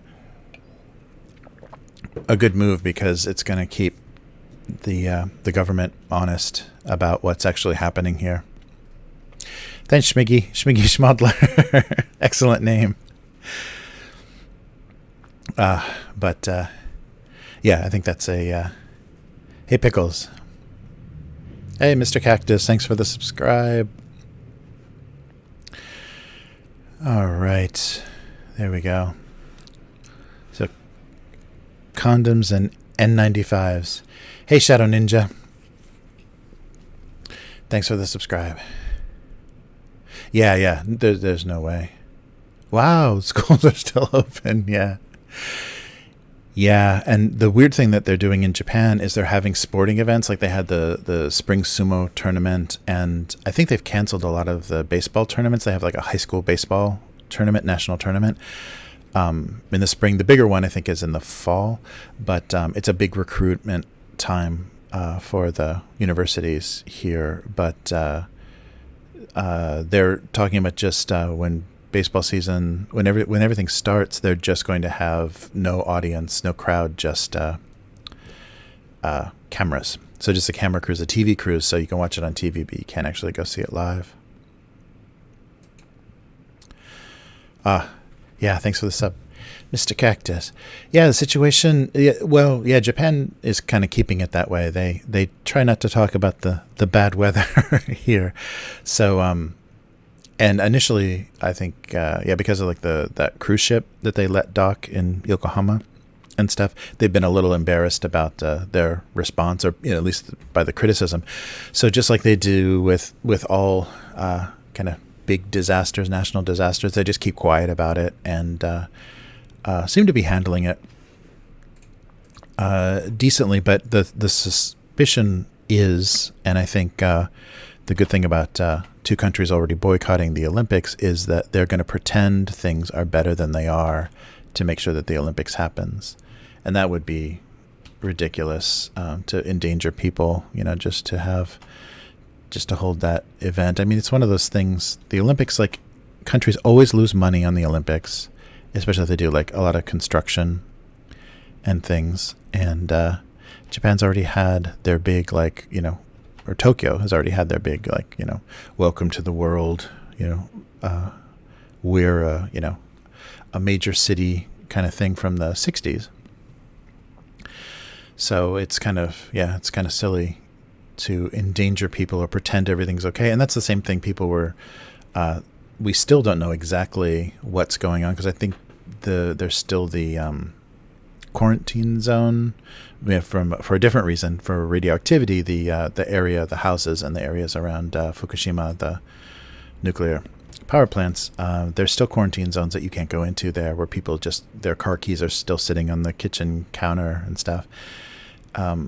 So that whole situation is still not completely resolved, and that's been years ago. And so, yeah, especially with the new situation. Yeah, that was really bad. Oh, yeah. No, definitely, Dan, I totally agree. Yeah, it was completely mishandled. And then there was criticism from someone at the University of Kobe or something that like had posted an open letter about how pathetically that was handled, and how you don't keep people, quarantined together in such confines, in uncontrolled situations. And immediately, was criticized by the government, and his letter was taken down. And yeah, so, I mean, because I think his position could be threatened by the government. The government could, take that away. Yeah, I think it would be crazy to have the Olympics in this situation. Just, just the amount of people and kind of the weird conditions, because the amount of hotel space and the Airbnb kind of situation and stuff. And Tokyo is like very, very overcrowded city, so even how people are going to be staying, they're going to be sharing all kinds of rooms and stuff, and it'll be really easy for things to come in, bad things to come into that situation, let alone like the athletes and the Olympic Village and stuff. I can't imagine how messed up that could get if things weren't finished by then. And how are they even going to know? Because they're already talking about a second batch of bad weather for the country of origin for all this bad weather.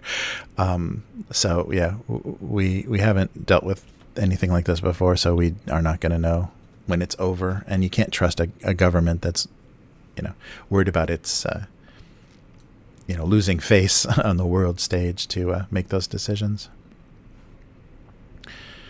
Yeah, so we'll see. But it's a shame for the athletes as well. And already I think there was criticism that certain countries are being affected in different ways, so they're not able to train at the same levels that other countries are. So already we're getting into an unfair situation, because training facilities have been shut down in certain cities. And so it's going to eliminate the ability for people to be kind of at the same level to compete.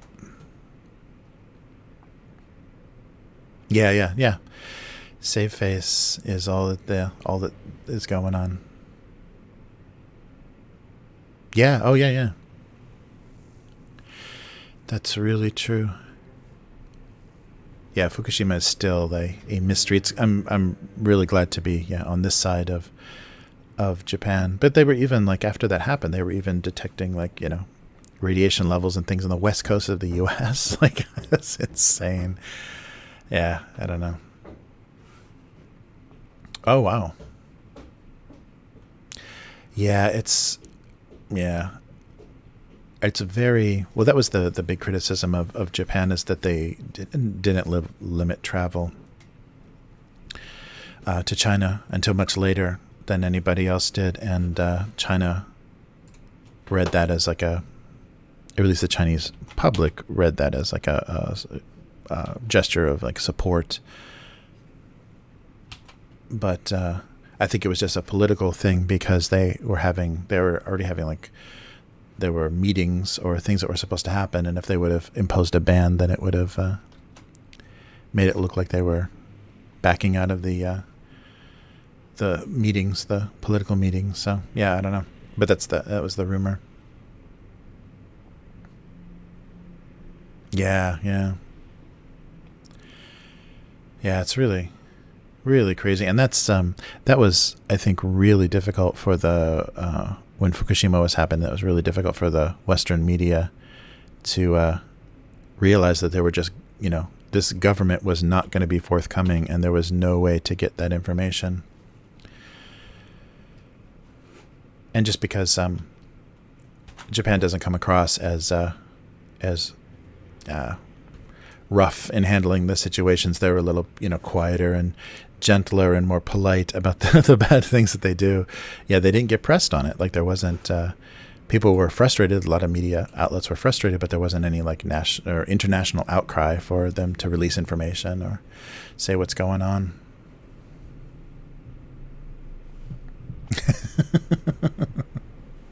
Yeah. Yeah, that's crazy. Yeah, I saw that too. I saw that video of them welding the metal doors of an apartment shut. Yikes. Oh, actually, wait. This shouldn't be floating, should it? And try to make that look like it's meeting the ground. There we go. Yeah, it's crazy. And the frustrating thing is the limited information. So anything that we were getting, any video or anything we were getting out of China, we don't know, when it was from, because there's all kinds of crazy things constantly going on there. So, because there were a couple of people that got caught, like, oh, this was from 2016 or whatever. There was stuff that got posted that wasn't recent, but it was scary enough that it worked into the narrative. So it was just what. You too, Dan. Everybody, stay safe in this situation. Hopefully, everyone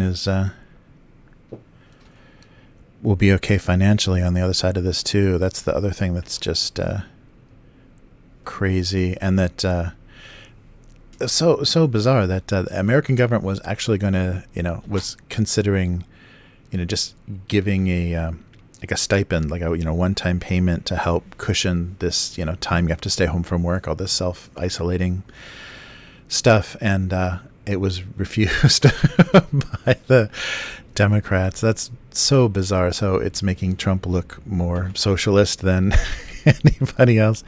Yeah, it's very bizarre. It doesn't. American government right now is looking pretty crazy, and this being an election year, the timing couldn't be more bizarre. All right.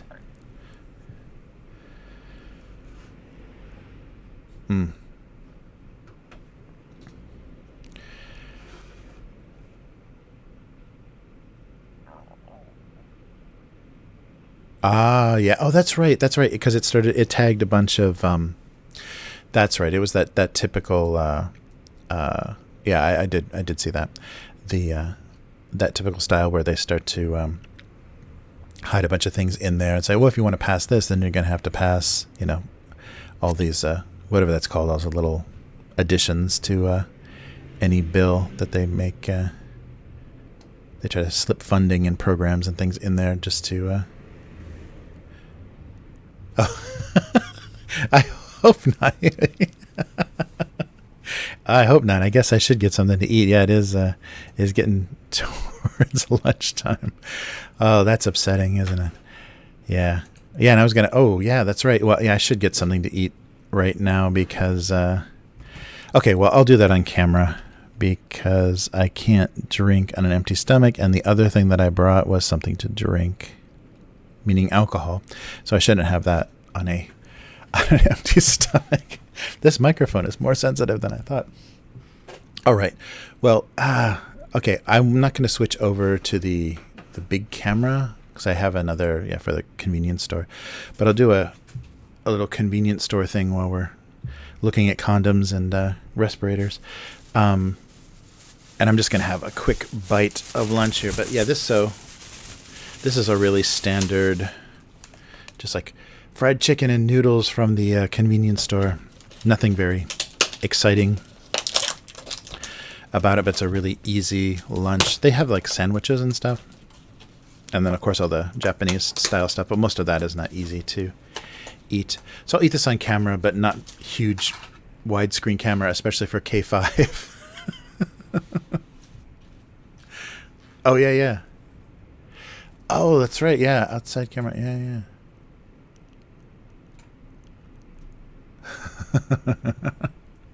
Yeah, I will eat something. So hopefully this won't be too... I'll keep the window small so it won't be too disgusting, but K5 is still going to see this on a big screen. But yeah, so this is just chicken on some lettuce and noodles. It was only like $3, so pretty cheap. Pretty cheap meal. Yeah, so lunch here.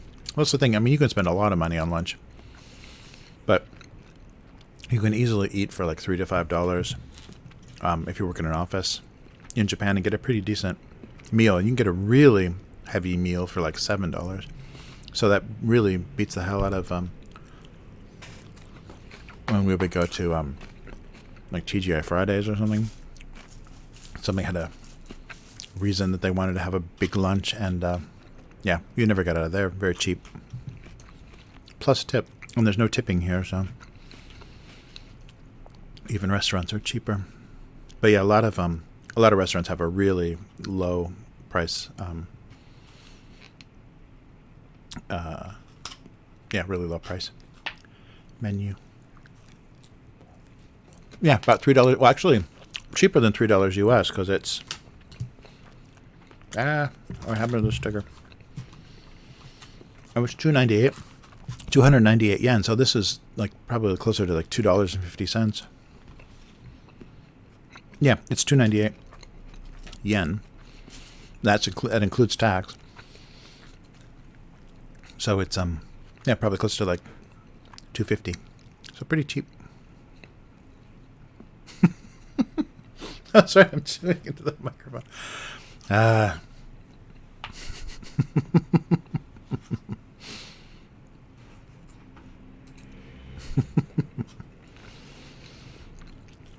all I've had so far today is coffee, so that probably was my stomach. Yeah,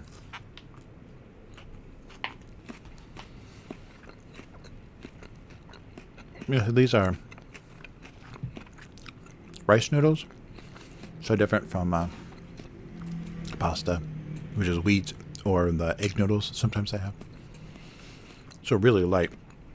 Because sometimes pasta hits me really hard. I get really sleepy and full, so these rice noodles are easier, lighter and easier. But of course then you get hungry faster.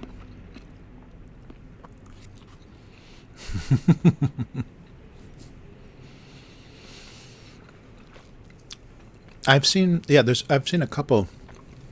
There've been the like Toyota pickups though, lifted on like lift kits, and I've also seen big SUVs. Like I've seen Escalades here, and what's the big like Expedition, or what's the big? I'm trying to think the bigger Ford SUV.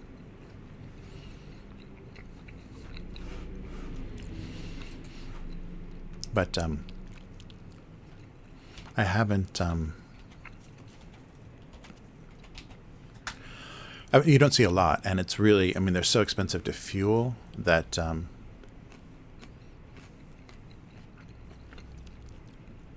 oh, sorry.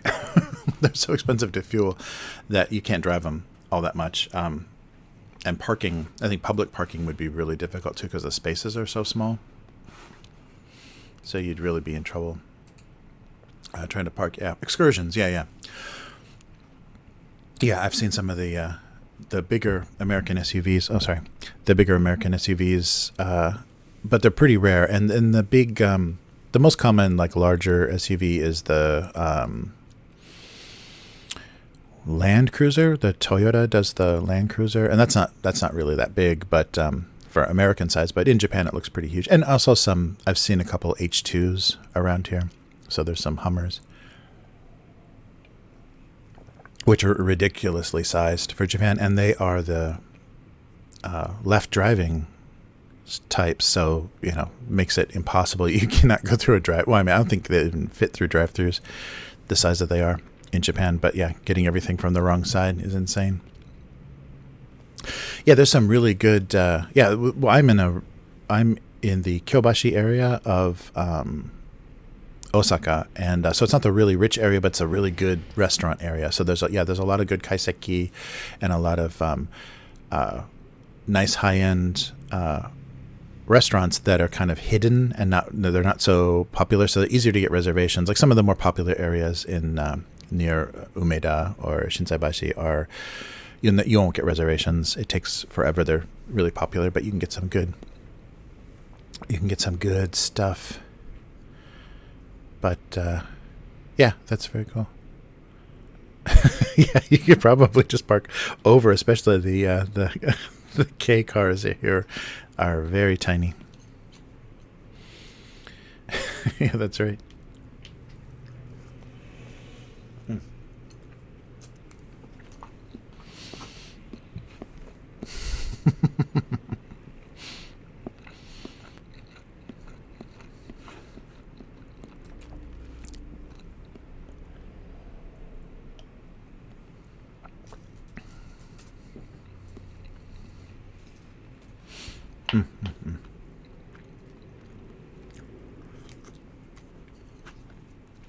Sorry, there's a lot of chewing.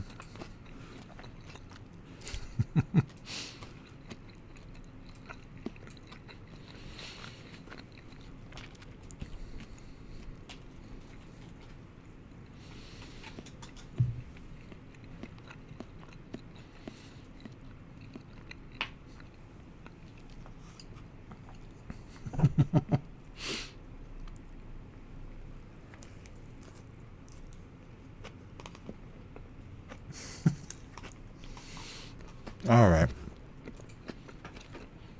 I'm trying to get off camera. I don't think I am. Oh, well.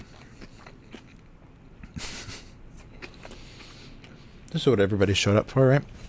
Just to hear noodles.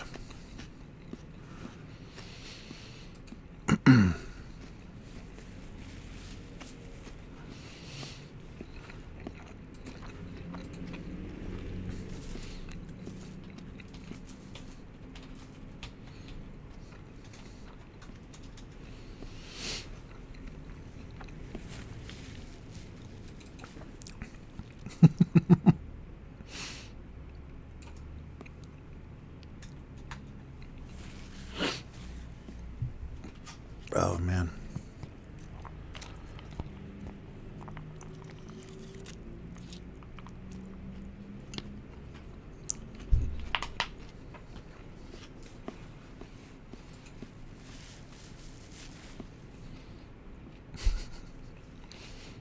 Okay.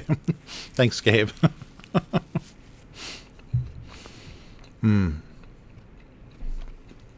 Hey, Sedona.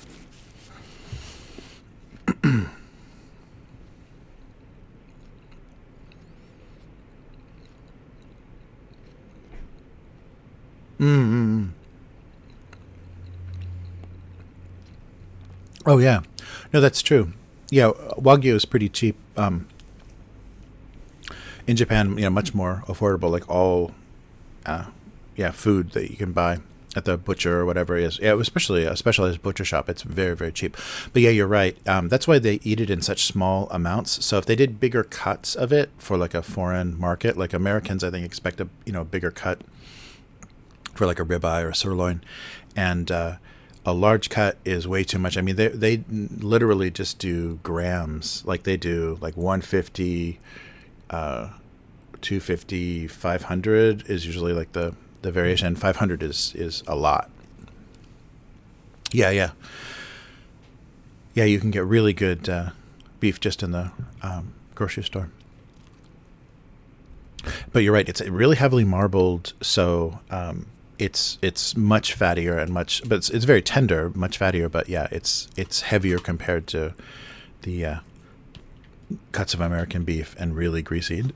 It just depends how you cook it too, and I think that's why a lot of it, especially the real thin stuff, is done yakiniku style. So you burn off a lot of fat into the flames.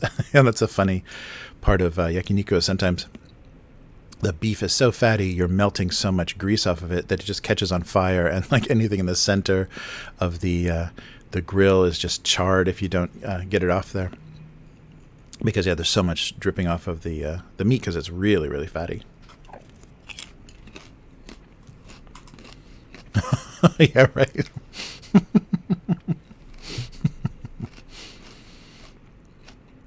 Mm-hmm.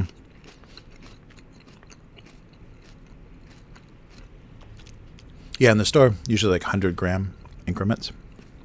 So anything you order is by the 100-gram blocks. But I was thinking like in restaurants, in like steak restaurants, when you order, they have like kind of pre-set cuts. But seriously. So they don't have a huge cattle industry here, but yeah, what they do, they gently treat those animals. They raise them, definitely much better than some people.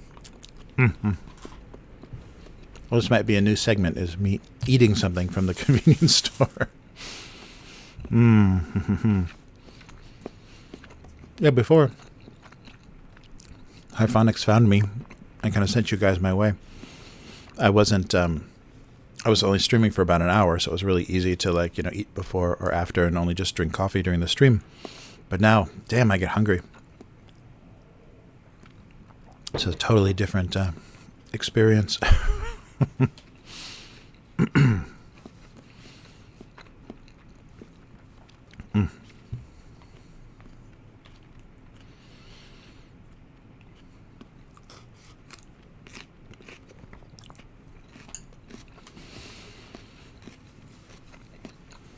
And I think a lot of like the rice farmers and the beef or cattle industry here is really, really protected. Like they're given a lot of support by the government and everything, so they can do things very small scale and they'll still make a living off of doing that. And I think even tea too, like tea growers get a lot of support just because there's not a lot of land here, so things are done on a pretty small scale. But when they do things, they're very high quality or very well done. That's why you can pay like $50 for a melon, like a cantaloupe. I don't think they're cantaloupe. With a green, like a honey. It's almost like a honeydew, like a Japanese honeydew. Pay $50 for one because there's so few grown and they're so sweet and amazing. So yeah, they have ridiculous things like that.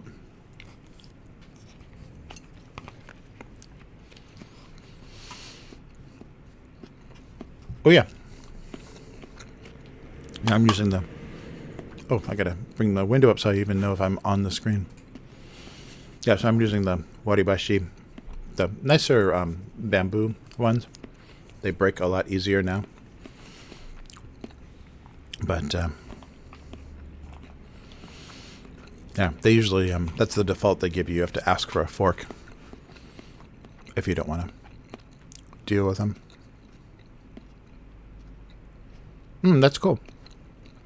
Yeah, I'm surprised how much Japanese import stuff now there is in the U.S., especially like L.A. or San Francisco. My daughter can get a lot of stuff that she used to only, when she was a kid, could only get here.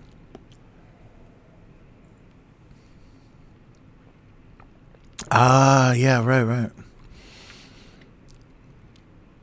Yeah, and that must determine the taste too. That's funny. Yeah, yeah, I've gotten really used to just only chopsticks, except for, like pasta. Well, I guess I can do, yeah, pasta can be kind of either way. I'm trying to think of like what I default. Maybe curry rice, you use a spoon because if the rice gets, Japanese rice is sticky, so it's really easy to eat with chopsticks because it just sticks in clumps. But if you get it wet, it all falls apart, so you're like eating it like one soggy piece at a time.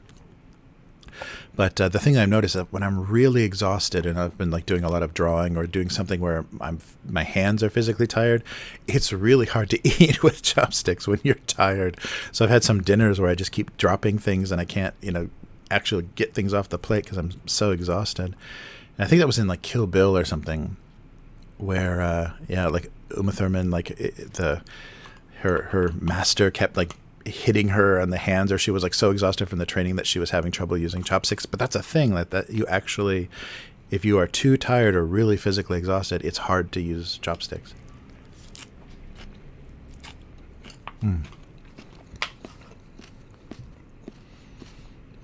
That's a good point. Yeah, you can't like shovel the same way with chopsticks. And I like it because you can pick things up. I mean, I'm surprised, like eating a salad or something with a fork now. I feel really clumsy just kind of pushing it around. And chopsticks, you can pick up things pretty precisely. Oh, yeah, yeah.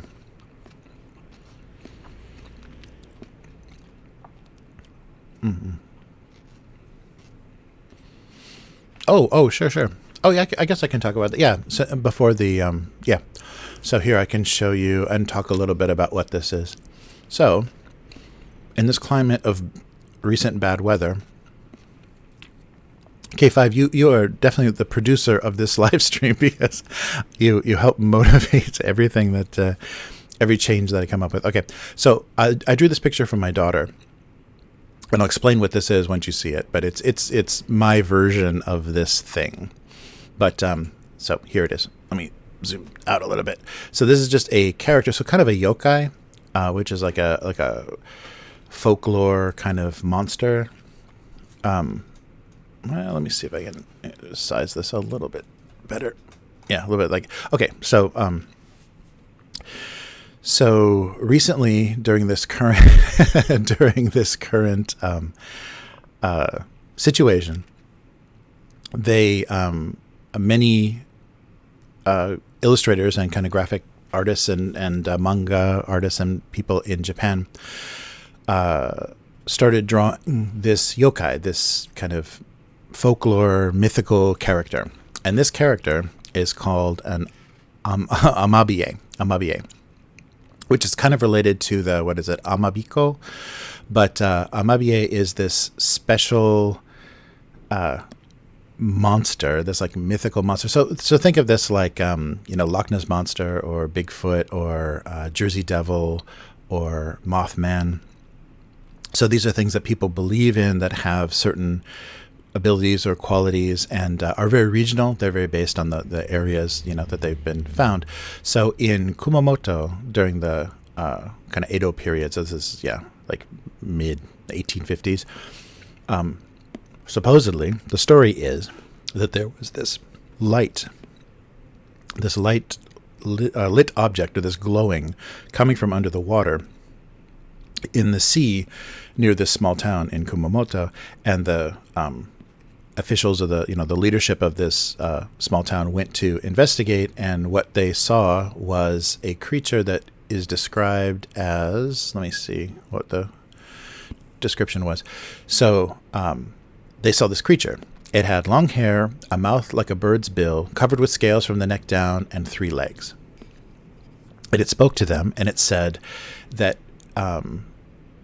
the creature comes to deliver a prophecy. So the prophecy is, good harvest will continue for 6 years from the current year, and if disease spreads, show a picture of me to all who fall ill, and they will be cured. So that's the reason people are drawing this creature now, is because it is in time of plague. It is a cure. There's a superstition that an image of this creature is a cure to any widespread illness. So many illustrators, and especially even like very famous mangaka, the artists or illustrators, have drawn their versions of these. And if you know, I'm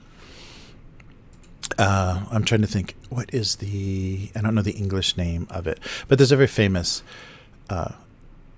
comic book artist, Japanese comic book artist, that draws mostly yokai. And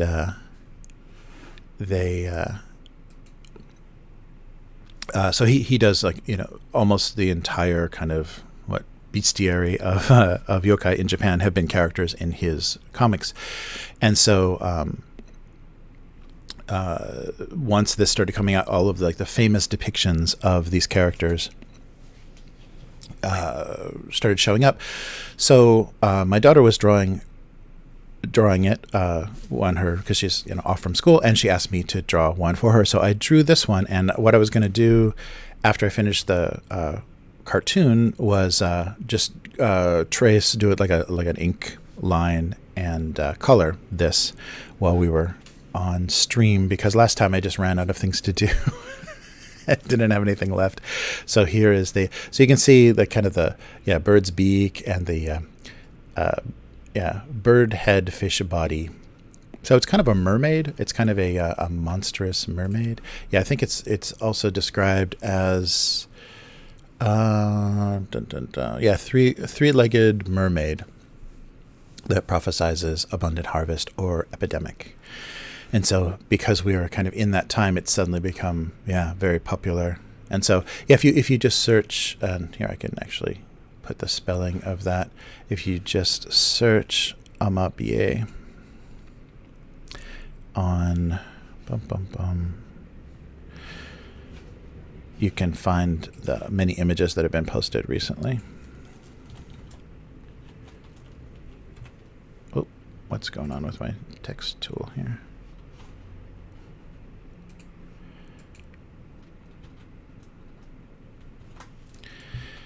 There we go. Okay, so that's the spelling. So yeah, there's a lot. If you just do Google Images, there's a lot of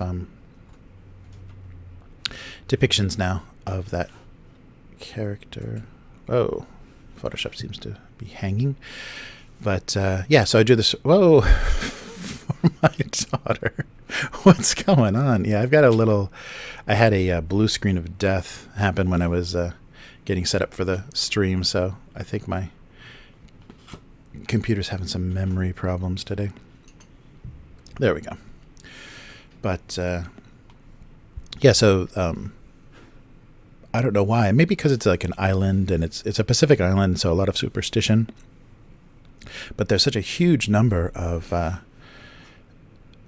yokai, of these traditional kind of folklore creatures, and also because maybe people for a long time, you didn't have, in kind of, Edo period or earlier in Japan, you don't have controls like heavy customs controls. So, Europeans or people from other parts of Asia can land in Japan, and if they brought some kind of weird pet or some kind of animal with them for trade, and it gets loose or they release it, then there can be strange things that they've never seen in Japan appearing. And so that may be where a lot of these yokai kind of things come from. Oh, sorry, I'm missing the chat. Oh, thanks, Gabe. I appreciate it. Yeah, I've just been doing once a week as far as streaming schedule. Still just been doing once a week. So it's this Monday night, Tuesday afternoon for me and people in this side of the world, and still kind of late Monday night, but I'm trying to kind of elaborate or kind of get a broader schedule and find some more time to do it. Yeah, that's cool.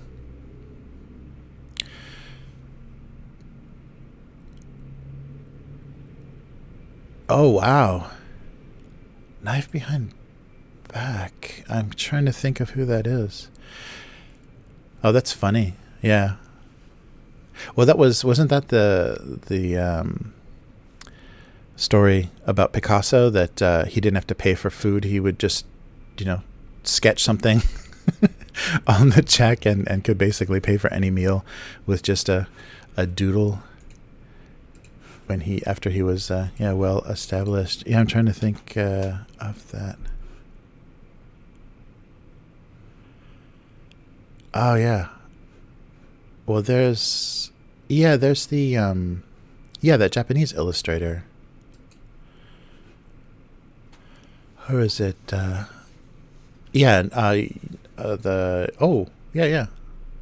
His stuff. Oh, actually sold. Yeah, Knife Behind Back. The Yoshimoto Nara did. Yeah, that's right. That's right. Yeah, he just had a big sale last year at Sotheby's. Knife Behind Back went for a lot. So yeah, I could imagine if he does. Yoshimoto Nara. He's got that kind of cartoon style, like those like kind of angry little kids looking stuff, but it's very symbolic. Like that's right. Yeah, and there's a few. Yeah, he was really popular as far as like books and like licensing his stuff for like goods for like notebooks and postcards and stuff. I remember seeing his stuff everywhere a while back. That's cool. Yeah. So every Monday, 3 to 5 hours. It used to be 1 hour, but it's gotten so much longer now that I have people to talk to. Nice. Oh, outside. I'm sorry. What are we looking at? That is a taxi. Yeah, that's those kind of standard Japanese taxis. And you'll notice they have an automatic lever. Like you don't open the door for yourself on the curbside. They have a little, either a button or a lever that opens the door automatically, so you can kind of get in and out without having to actually touch the car at all. And the back seat is all kind of covered with like weird lace seat covers, like white cotton kind of lacy looking seat covers. So it's supposed to look clean and classy, but it's a very old kind of weird retro style. Yeah, so it looks like he's waiting for somebody. There's a nail salon downstairs and apartment buildings nearby, so there may be some stuff.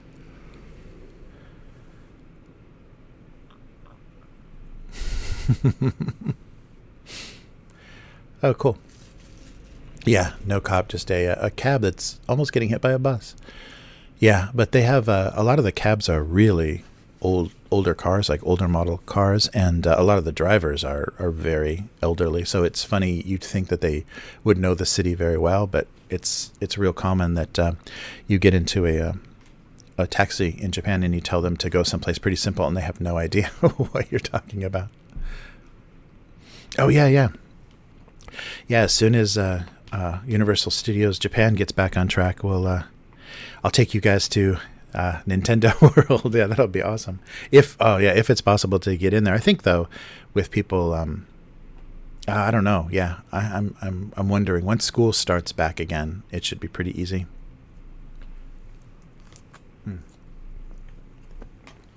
Because the tourists should still be down. The tourism, amount should still be much lower. Yeah, so the taxis are black here, mostly black cars. Oh, right. But the police cars here are black and white. Kind of the upper half is white and lower half is black. And they have a big light bar that I think they can raise. So maybe in like traffic and stuff, they can elevate it so you can see them from further away.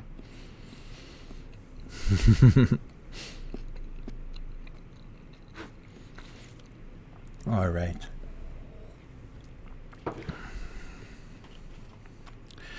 Yeah, so that is the popular monster right now in Japan, and I'll line and color that sketch in a little bit.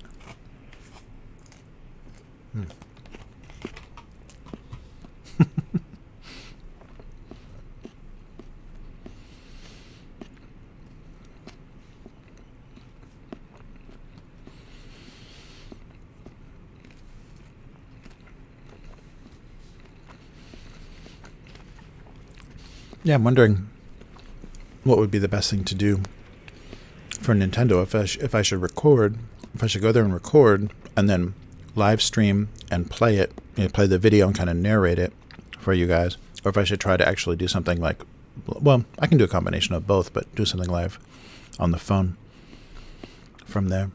Because I know I'll have to see what their policy on cameras is, because I might have to hide a camera on me if I want to get some decent footage. I might have to put wear a GoPro or something. I'll have to see what I can do.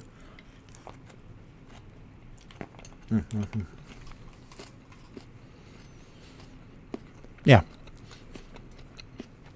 Yeah, so I'll color that after I write the cartoons and after I show you my alcohol for this week.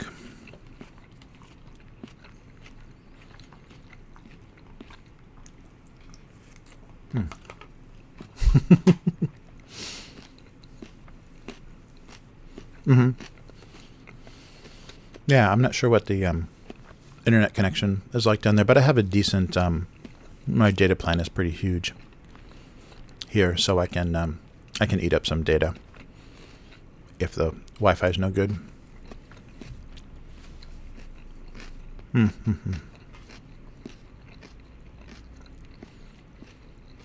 Oh yeah.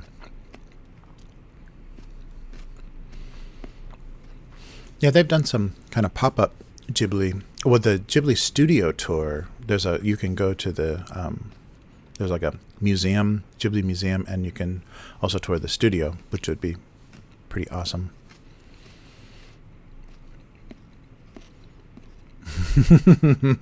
Yeah, that's a good idea. It's just, yeah, that's right, because they would definitely confiscate a camera, but they wouldn't, or a video camera if they don't want me recording, but they wouldn't take a phone.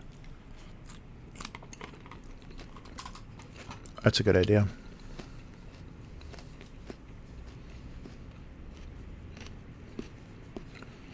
Yeah, I think a phone recording is pretty safe, so I might be able to stream from the phone. I'll have to see. I've never tried that, but I think I can get the camera on my phone's pretty decent, and as long as I have a decent signal, I might be able to get some decent video.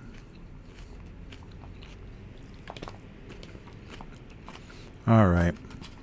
I'm almost done chewing in your ears.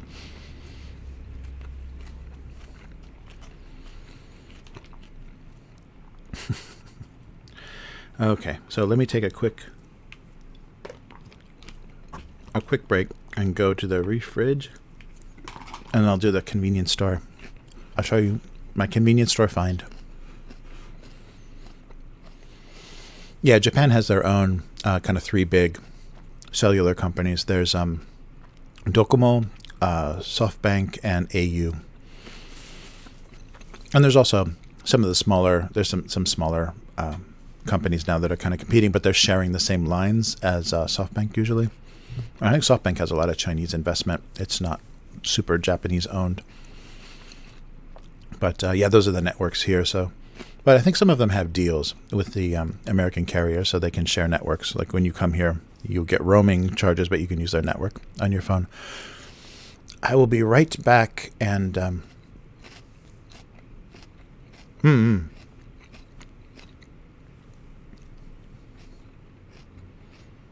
that's cool. Okay.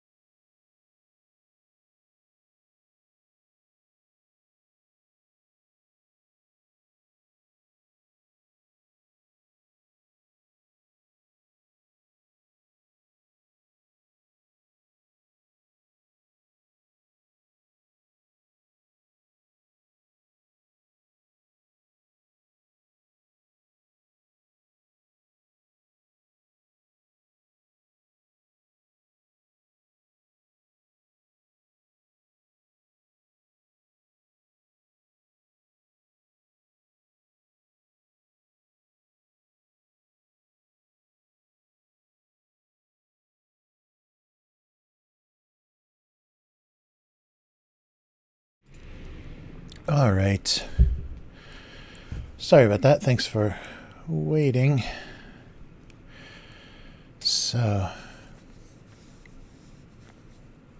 oh yeah. There's people picking up. The streets are crazy clean here. You rarely see, I guess in some of the heavier tourist areas you'll see trash, but it gets picked up pretty quick compared to, I was so surprised when my my Japanese in-laws visited us in Los Angeles and we were in downtown LA. I forgot how filthy like the sidewalks in American cities can be. Yeah, it was really embarrassing because we were walking around downtown. They wanted to see Little Tokyo. And it was just disgusting. Really bad. But and very few homeless, and they stay very isolated because they're mostly homeless not for drug reasons but for mental illness. So, wow. Yeah. Good idea, Sedona. Keep keep away from the news, which doesn't even know what they're even reporting. Okay, so let me do a quick, I'll switch over to the convenience store. Go.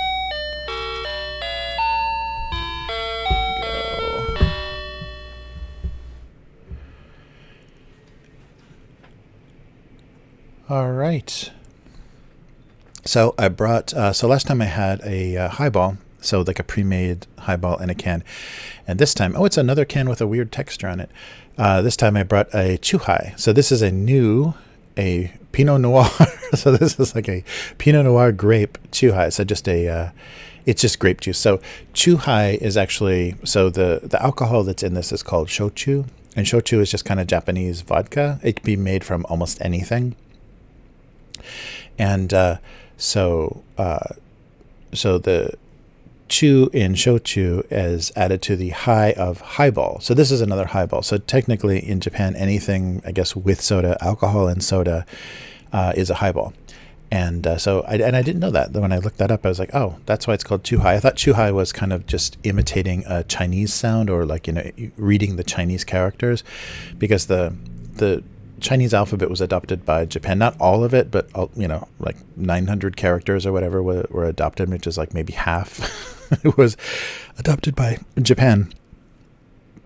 And they have two sounds. Every character has two sounds. They have the what it would sound like in Chinese, and then the meaning of that kanji sound in Japanese. So it's a bit confusing. So everything you can read two ways. And why am I explaining that? Because so I thought that the shochu was and chuhai were just the Chinese, saying the Chinese sounds, but they weren't. It was actually a shortened version of shochu highball is chuhai. So, and these are the real easy to drink and kind of all over. So if you don't like beer and you don't like whiskey, this is a very easy way to get alcohol because it's all got sweet fruit juice in it. So like I said, this is the grape version, and this is by Kirin, which is one of the big beer alcohol companies here. They do juice and stuff too, but this is really cold, so hopefully it's good. Wow. All right, so I should have done that right on mic so you can hear the opening, but it smells like grape juice. It's a little kind of sour grape, or a little sharper grape, like the Pinot grape. So it's not super, super sweet. But the problem with these is because it is grape juice and alcohol, they're really high calorie. So it's just like drinking beer, you can, get a lot of extra calories that you don't need from drinking these. But this is also one of the 8%. I guess last time was 9%. So it won't be so bad.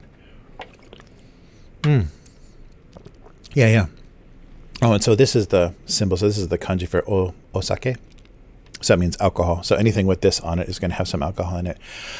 Oh, wait a minute here. I think I just got a taste of the... Yeah. Oh, no. Whoa. It's very high alcohol content. That must just be the... it doesn't say on the label. It must just be the grapes. The grapes have kind of an aftertaste, like a kind of a bitter aftertaste. Yeah, so it's a lot of sugar. But a lot of the times what they do in Japan, and they don't tell you, so they'll call them diet drinks in the West, but they will put aspartame or stevia or one of those artificial sweeteners in a drink, but they'll only do like half. They'll do half sugar, half chemical sugar. And so it ruins the taste of it, but it cuts the calories down. So they, Sprite. Sprite in Japan has fake sugar in it. So they make it lower calorie by just forcing, I forget which sweetener in it, but there's just artificial sweetener in it. I thought this had it, but I think it's just the taste of the grapes, the way the alcohol and the grapes taste at the end. Because sometimes they'll do that with these alcohol drinks, but this is 75 calories per 100 per 100 milliliters. So this is a lot. This is like, what, 300 some calorie drink. But yeah, so a lot of sugar. So sugar and alcohol is going to give you a ton of calories.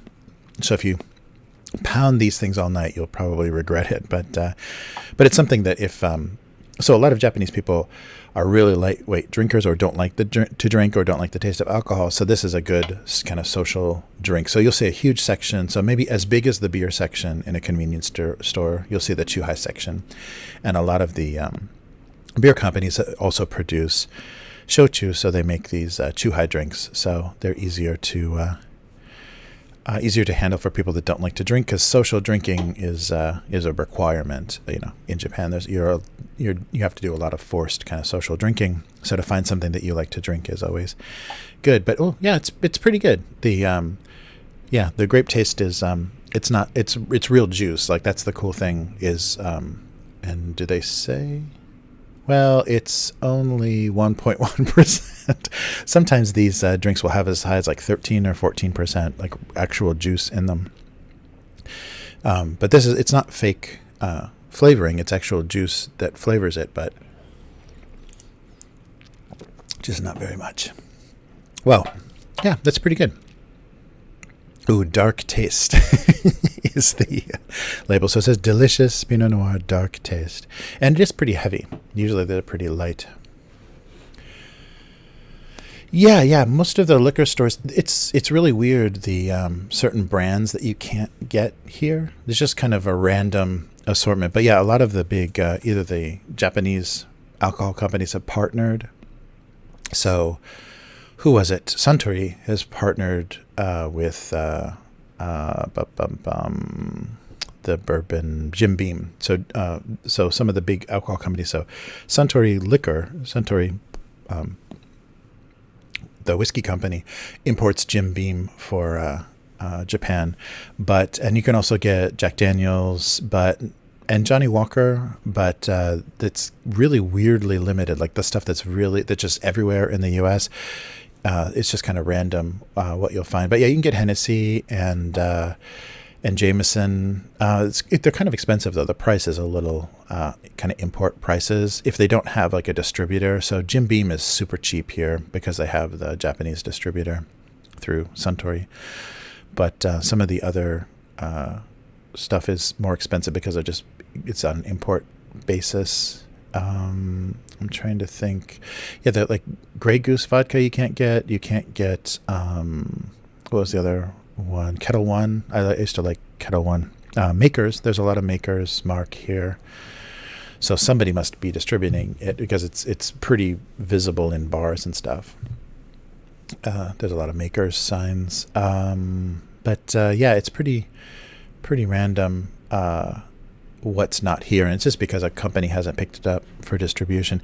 And also maybe the Japanese tastes are a little different. Like I've heard a lot of Makers they're pushing it really hard and it's really popular by advertising, but I've heard a lot of Japanese people say that they don't like the taste of Makers. They say it's sweet or not the kind of taste that they want for a bourbon or whiskey, which I'm surprised. It is a much lighter version of the original, but I don't think it's easy to drink, but it's not I guess, it's lighter. So, but I've heard people, reject it as not good in Japan, which is surprising. Oh, there's an ambulance. Yeah, so shochu is very old, and this is the easiest way to get it, is in little mixed cans. And you can also get Basically like a shochu and soda, so without the juice if you want something that's less sweet and less calories. Oh, I'm trying to think. Oh, yeah, I saw that. I thought that was really clever. Yeah, the distilleries that were doing the free hand sanitizer. Because, of course, they distill alcohol. That's right. Yes. I'm not sure if I've seen... Yeah, I'm not sure if I've seen that. I'm trying to think. Yeah, that's really clever. Okay, so that is all for the convenience store. So yeah, they make the big cans and then of course the regular like 350 or whatever they are. But yeah, I keep buying the big cans because I like to drink them really fast on stream. All right.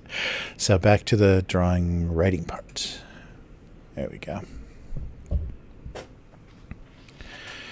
Oh yeah, I saw that Purell is getting sued because they were actually claiming they're, especially during this time, they're a little bit more effective than they are at dealing with dealing with bad weather. But yeah, I thought that was funny because I guess their stock went through the roof at the beginning of all this because of the rush on hand sanitizer. All right. Oh, I don't need this so big for writing. All right. So I have no idea where I was going with this.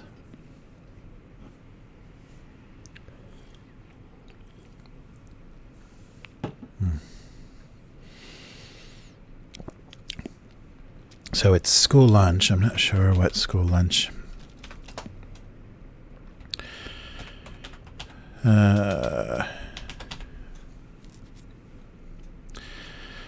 Let's see.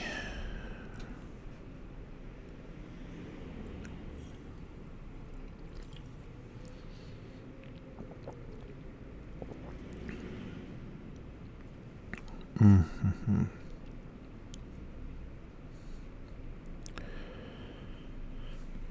Yeah, I like the well, yeah, that's definitely not just grape juice. I mean, it's like an odd grape juice. Yeah, maybe just really sweet grape juice would be hard to drink with that because it's definitely not a wine flavor, like it's not a sparkling wine thing. It's sweet, but it does have that kind of bitter, like the skin or whatever of the grape where you can taste the that kind of bitterness. It has that flavor. So it's an adult. I guess that's what dark taste means. It's an adult flavor. So less sweet.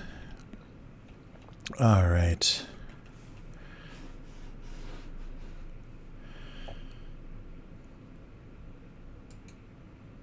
Oh, yeah. Very cool.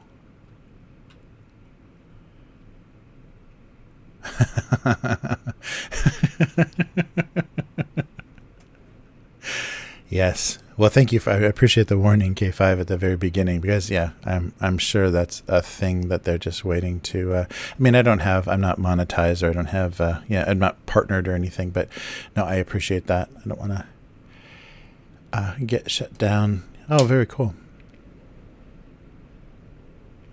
Wow.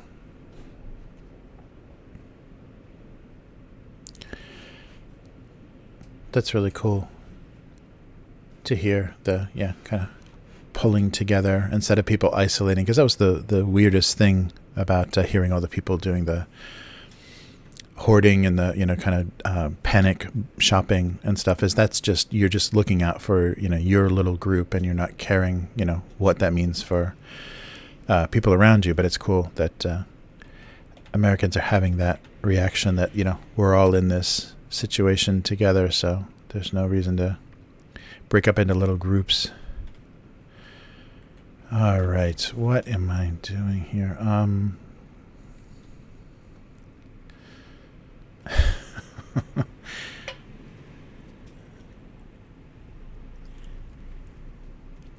So, oh, there's no shadow under that apple. Sorry.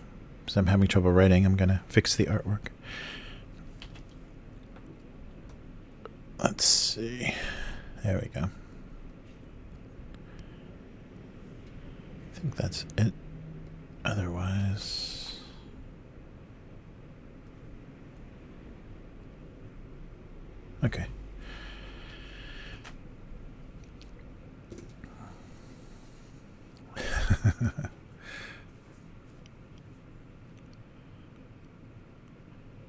Oh, that's cool.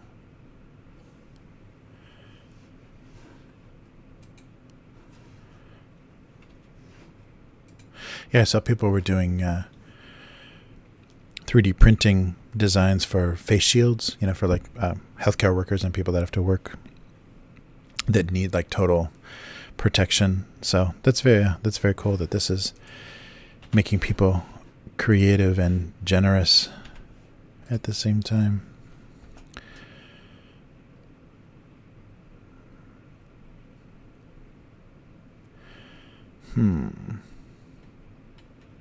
Yeah, so maybe something about being brought to school.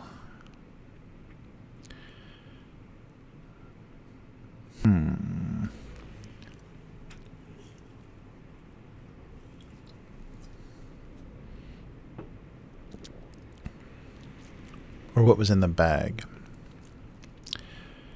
Yeah.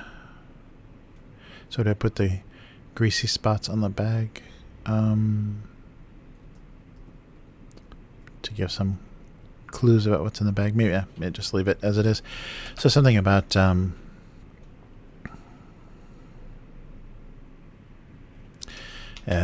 only lunchtime would reveal the secret of the brown bag. Only lunchtime would reveal the secret of the secret contents.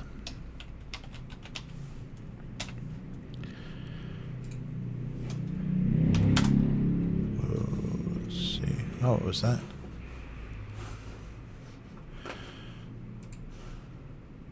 More taxis. Oh, there we go.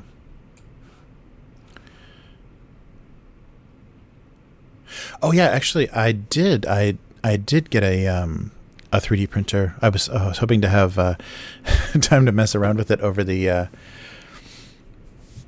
over this downtime. Yeah, I got an Anycubic i3 Mega. So it's not a huge print. It's like only maybe like an 8 by 8.5 print space. It's an FDM, so it's the filament, the PLA, that filament printer. But yeah. So I gotta mess around with that. I gotta put the it's almost all completely put together. Just gotta put the two parts together and then run the test print. But yeah, I will do that. I'm really curious about how that goes. But it was super cheap. It was like less than $200. It's insane, and that was delivered. It was free shipping to Japan because it came from China. But yeah, and they didn't have. So I must have ordered it like just before. There was a delay because they needed my phone number. So I think they had already shipped it, and it was sitting somewhere waiting for me to. It needed a phone number attached to it before they were going to send it further for delivery. But yeah, no, I got it like 2 weeks ago. So yeah, it must have been sitting. Oh yeah. No, I will. I'll set up I got to do a camera with that, and yeah, that would be really fun. That'll help me. I mean, mostly I was going to do for tabletop stuff, for printing terrain and things for tabletop games. But it would be really fun to do characters. I've got a lot of character designs and stuff that would be simple to like recreate in 3D. So that'd be fun to print. Okay, well, let's stick with that idea for now. There might be better wording. Only lunchtime would reveal the secret contents of the brown bag. Okay. And this might get so dated so fast, though. Well, especially if you can't tell what either of those objects are.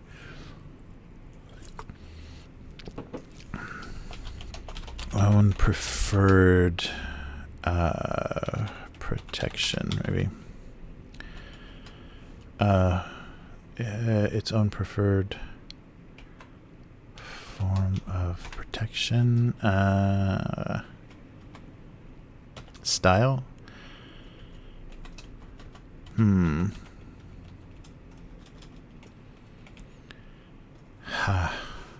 something. Yeah, I don't want to date it. Yeah, too much.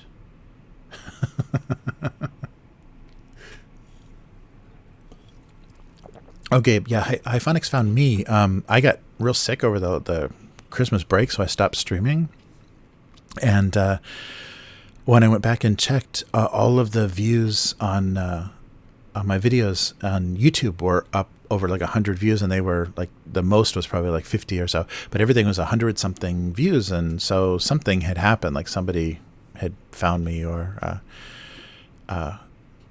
something happened. And then when I came back and did the first live stream at the I think it wasn't until like late January, then yeah, you guys were just all over it. So it was really crazy. Yeah, it just got continuously rated. That was a huge stream.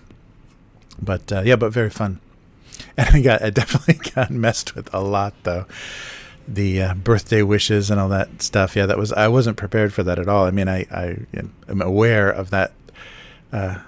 Yeah, that kind of thing. But yeah, that was really fun. And I really enjoy the people that have stuck around. Have been really, really fun as hell to talk to. Yeah, that's that's what happened. And then K5 came up with the idea to send Hyphonics the box of Japanese snacks, and yeah, we went on from there.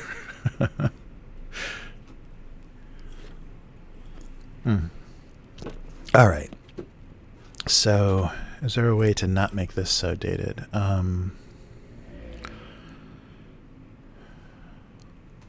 So, different ideas about protection, or let's see. Yeah, or never. Oh, or being used together. That's pretty funny too. The idea of yeah, now you would want to use both.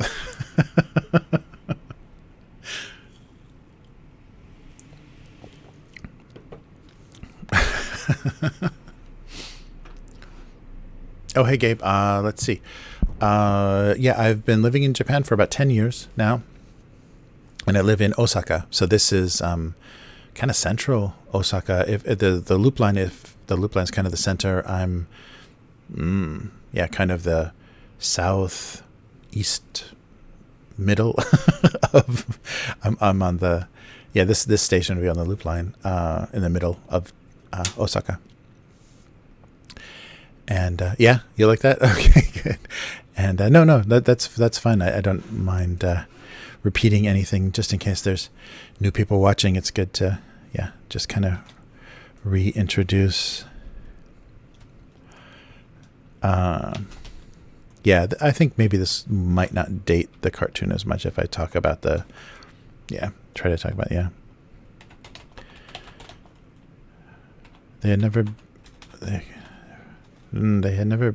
I'm not going to be able to. They had never considered.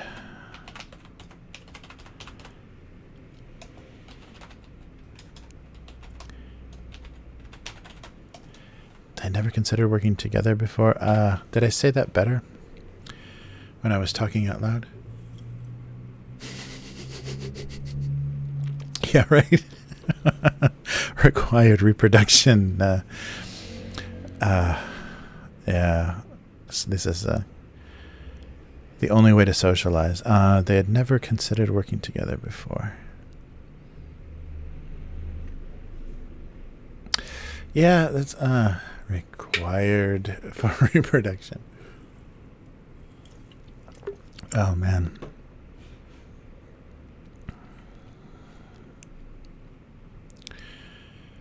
Let's see. Oh. Yeah, and let me know too if anybody is. I don't think so in this chat. Nobody's comments got grabbed for the for review. But yeah, let me know if you posted something and it didn't show up in the chat. Both required.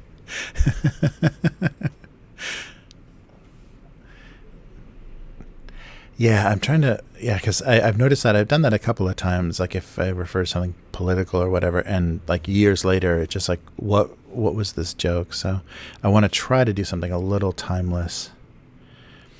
because it's going to get buried in the archives, and then if it comes back up, it's got to still make some sense. I like that both are required. Just the imagery of wearing both at the same time is lovely.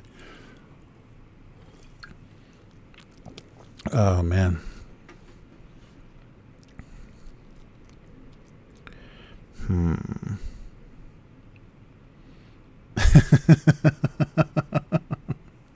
Tinder must.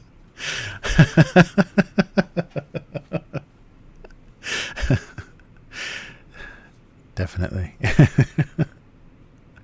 Yeah, all they needed was a dating app.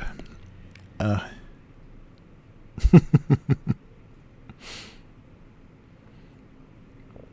right.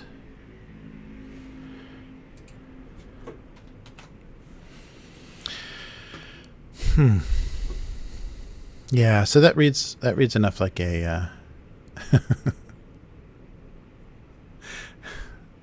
that reads enough like condoms. Yeah, I think the connected packs, if you can't read what one of them is, like the fact that there's 3 of them, hopefully makes it a little more clear. 2020 starter pack.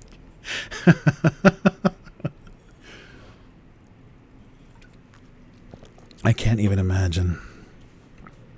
I mean, because there are people that are, right at that age, right at that age where their first time is coming, and they're probably worried about HIV and and the bad weather at the same time. It's funny. Yeah, so that was the original gag, and I thought maybe that would date it pretty much, as like, every generation has its own preferred form of protection. So AIDS crisis and the current outbreak. All right. Yeah. I think that's going to work. Oh, wait. What is that to word the other? Gabe definitely wins. That's the best.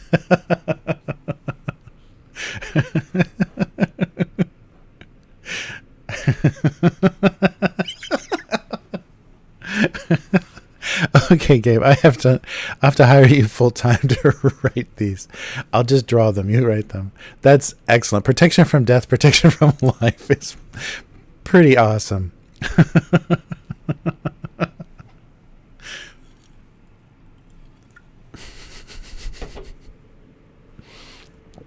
Oh, man.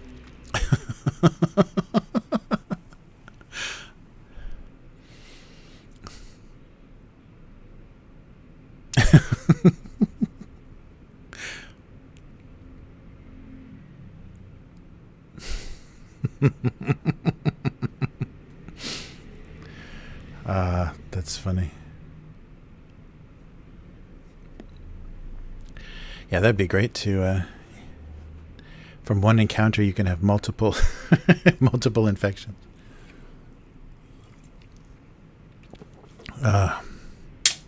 Protection from death, protection from life. That's really good. Damn, you got. If you can draw, Gabe, you should start cartooning. That's really good.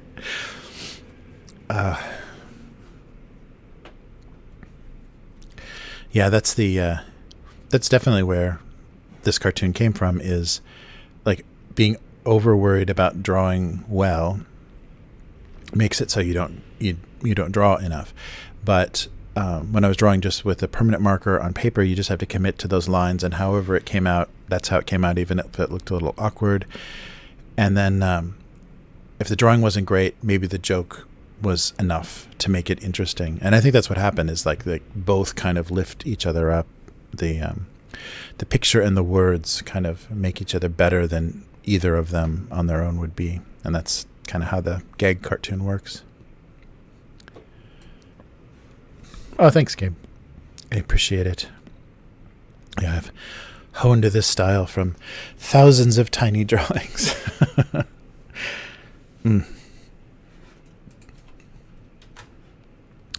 All right.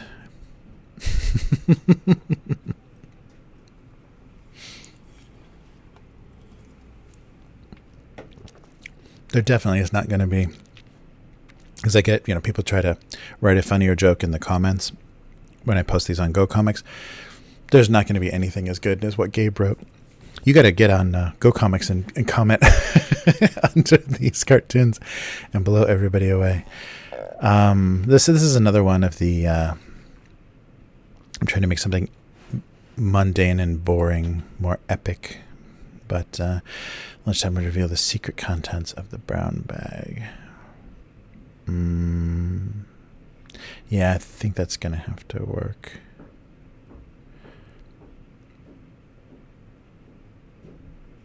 And they're all just kind of waiting. Yeah, I think that's gonna have to work. They never considered working together before. Oh, man. I think that's going to work. Yeah, the tone, because the tone has to be pretty subdued. I think the tone for the cartoon. Because even when I'm trying to make like a sex joke, like one of the like raciest things that I did for this cartoon was 2 like gallon milk jugs with a beer bottle like in between them, and just the joke was, of course, the beer bottle. It was a smiling beer bottle being happy being between 2 jugs. That was like as edgy as it got, but it has to still be pretty subdued. Like the whole tone, has to kind of be inferred. Yeah, I've done a couple of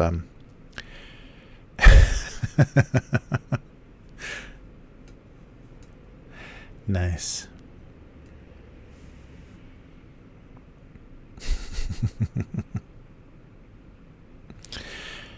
All right. Never consider working together before. Yeah, I think I'll stick with that, because it's that the mask is going to date it already. But it has a Hyphonics Easter egg in it, so that makes it good to go.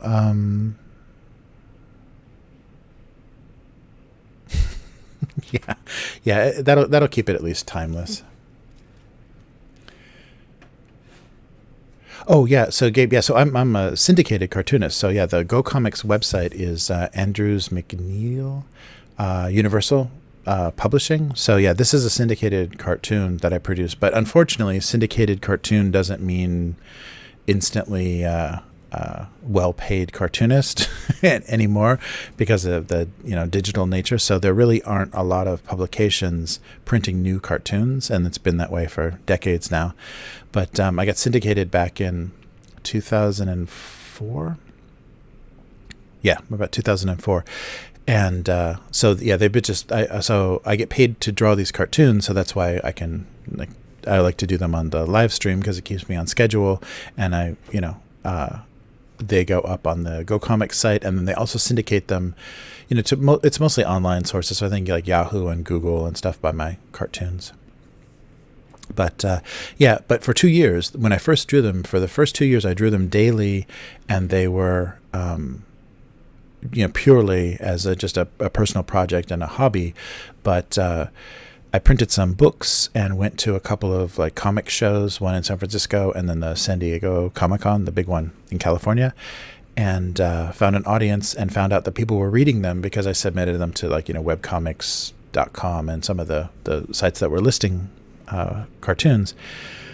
And so found an audience, and then the syndicator got sent my way by Shannon Wheeler, the cartoonist for Too Much Coffee Man from Portland. He's awesome and has always been super supportive of other artists. So he sent his syndicator, because that's where Too Much Coffee Man was syndicated. It's a comic strip that he draws, and he also does books and things with that character. And now he's a New Yorker cartoonist, so huge. But so he sent his syndicator my way, and they like my stuff, and they kind of collect stuff at shows and then take it for review, and mine was one of the cartoons that passed the review. So yeah, so that was really cool. So it was a personal project for about 2 years, and I just kind of, worked on it. It was kind of divorce therapy when I was first working on it, and but the idea seemed to work. It seemed to like keep, it was sustainable. Like I could keep doing new cartoons. I didn't run out of ideas, or it wasn't kind of limited because it wasn't too much of a storyline. So yeah. So it got syndicated in 2004. So yeah, I get royalties for my cartoons. Yay. Yeah, that's cool. Oh yeah.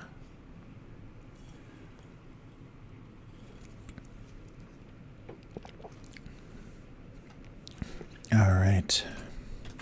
Okay, I think these work. Let me just double check my bad spelling.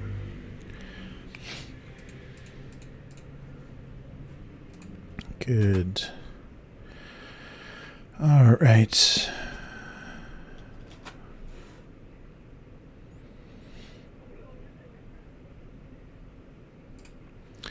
All right, so I'll just make some quick JPEGs out of these.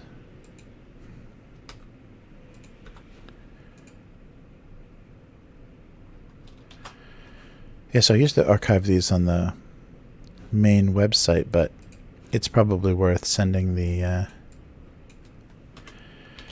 traffic to GoComics because, that they actually have advertising and it helps the syndication. So that's where the archive is now on GoComics.com. All right. No, and one more.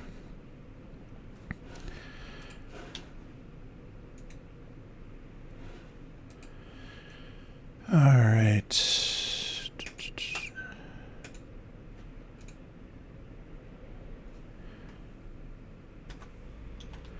Okay, so quick save.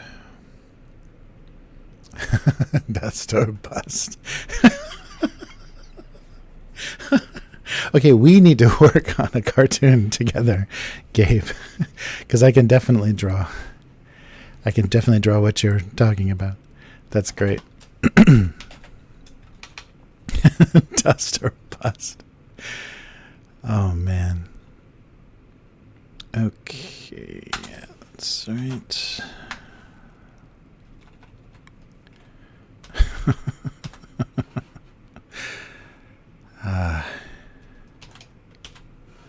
Okay, there we go. Yeah, that's amazing. That was like 3 excellent ideas for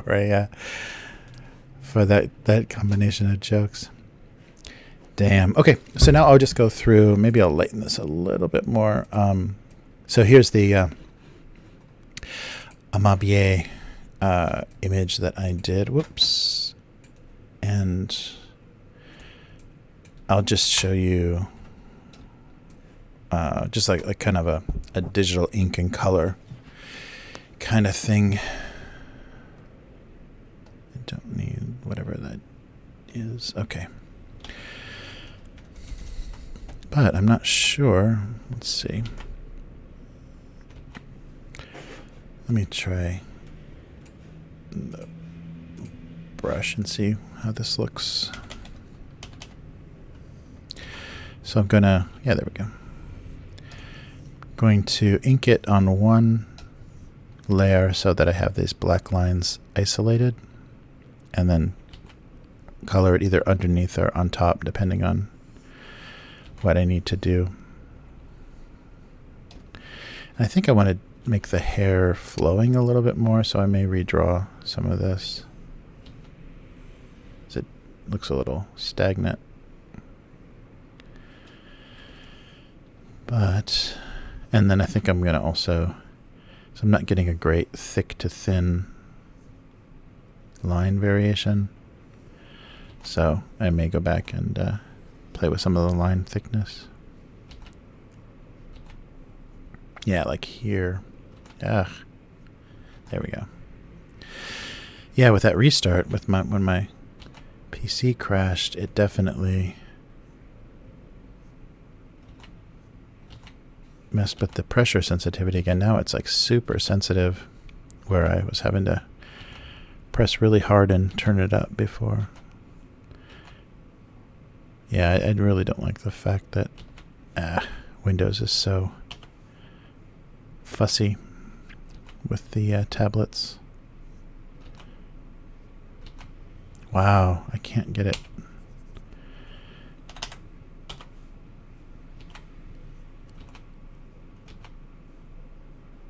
That's amazing.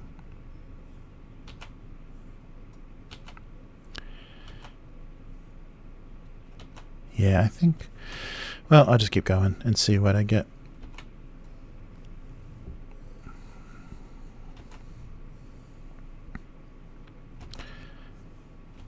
Yeah. Yeah, see, I'm not getting much thick to thin. It's really fussy. Wow. Yeah, see how it's skipping? Wow. Yeah, I'm going to have to... it shouldn't be ignoring my... Yeah, look at that. It's the line skips. Where's my... Oh, I guess my tip is... Okay. That's weird. Okay, I'm just going to draw. Maybe that broken line effect is okay. We'll see. All right.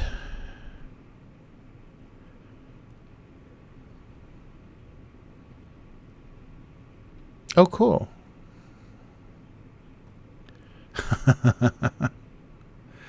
That's cool. You got a good mind for that. Yeah. Your jokes are very sharp, Gabe. That's really cool. Yeah, you're a photographer. That's nice. That's good work.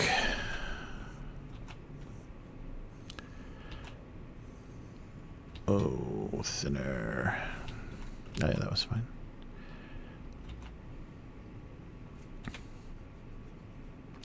Oof. Gotta change the eraser.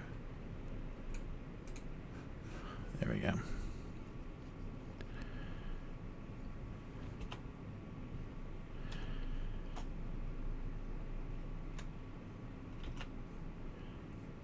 Oh, yeah. Yeah, maybe just that thickness will work.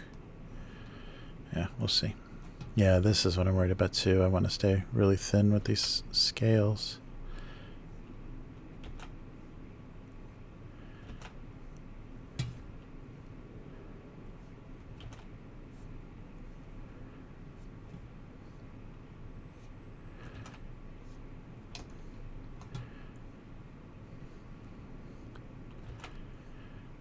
I could have done this at the end, but I'm doing it now.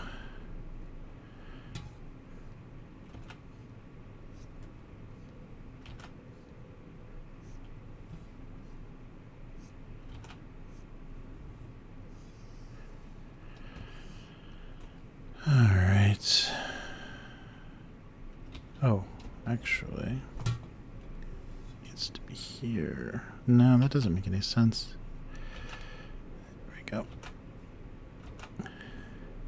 I don't know if this is more or less interesting than the regular cartoon drawing. Yeah, I'm going to have to go through and balance the thickness of some of these lines. Some of it is, I think, heavier. Wow. And then do a...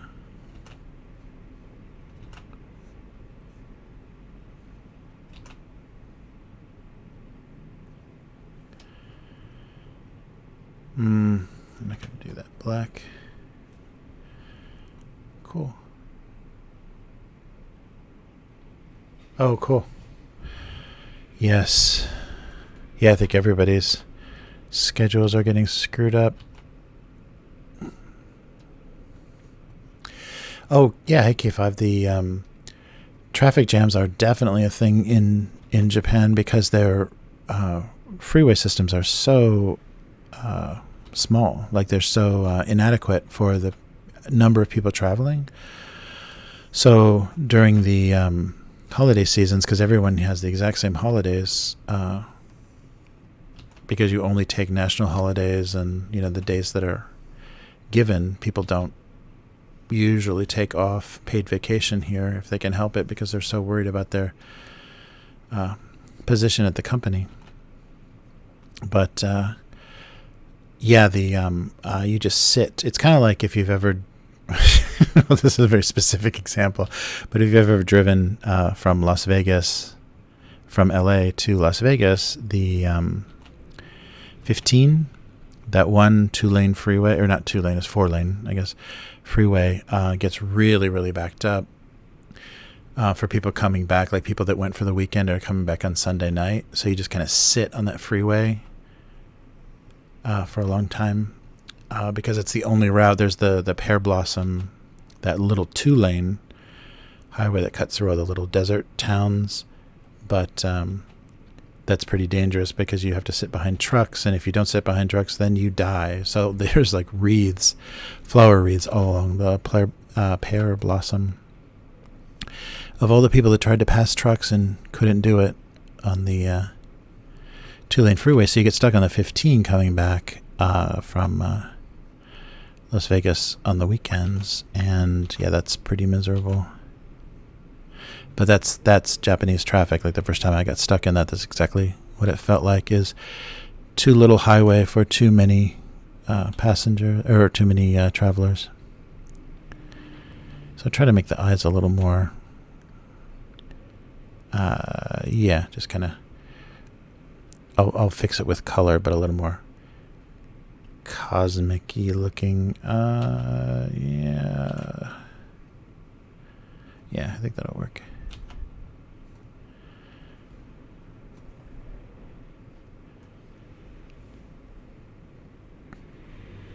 There we go.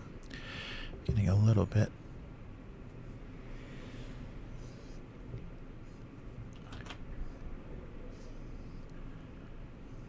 And at this point too. Nice.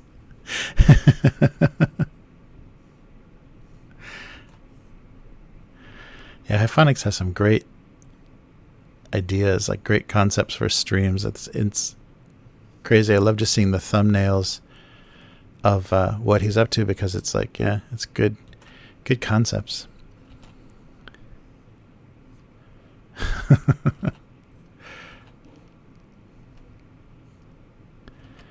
Let's try this.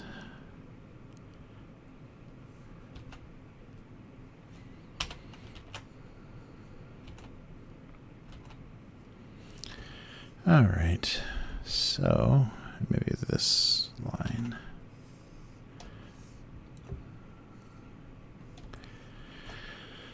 Okay, so we kind of have, not quite, kind of have an inked version. Do I want to do that?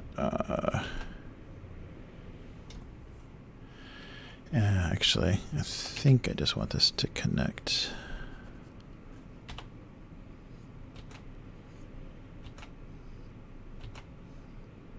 Yeah, wow, right there.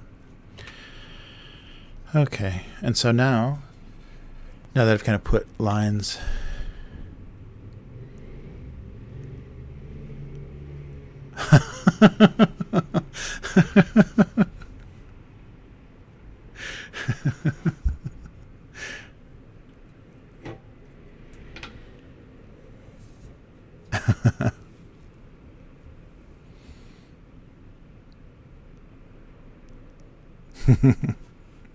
yeah, I like. So I was saying I like I like just seeing the thumbnails to the Hyphonic streams, because they're all like really high concept. Like there's like a movie theme or something, and so just imagining like what he's gonna do to fit that theme. Like the what was the one? It's the movie that's connected to Unbreakable, where it's the character with all the personalities. So things like that, when I see him do stuff like that, or when I see thumbnails like that, I'm wondering like how he's going to match that concept on stream. There we go. That's got to be some work, though, you know, because that, and he streams a lot and has yeah, a lot of ideas. Yeah, this is where I wish I was using Illustrator. It comes up with concepts and then has to execute on that. That's crazy.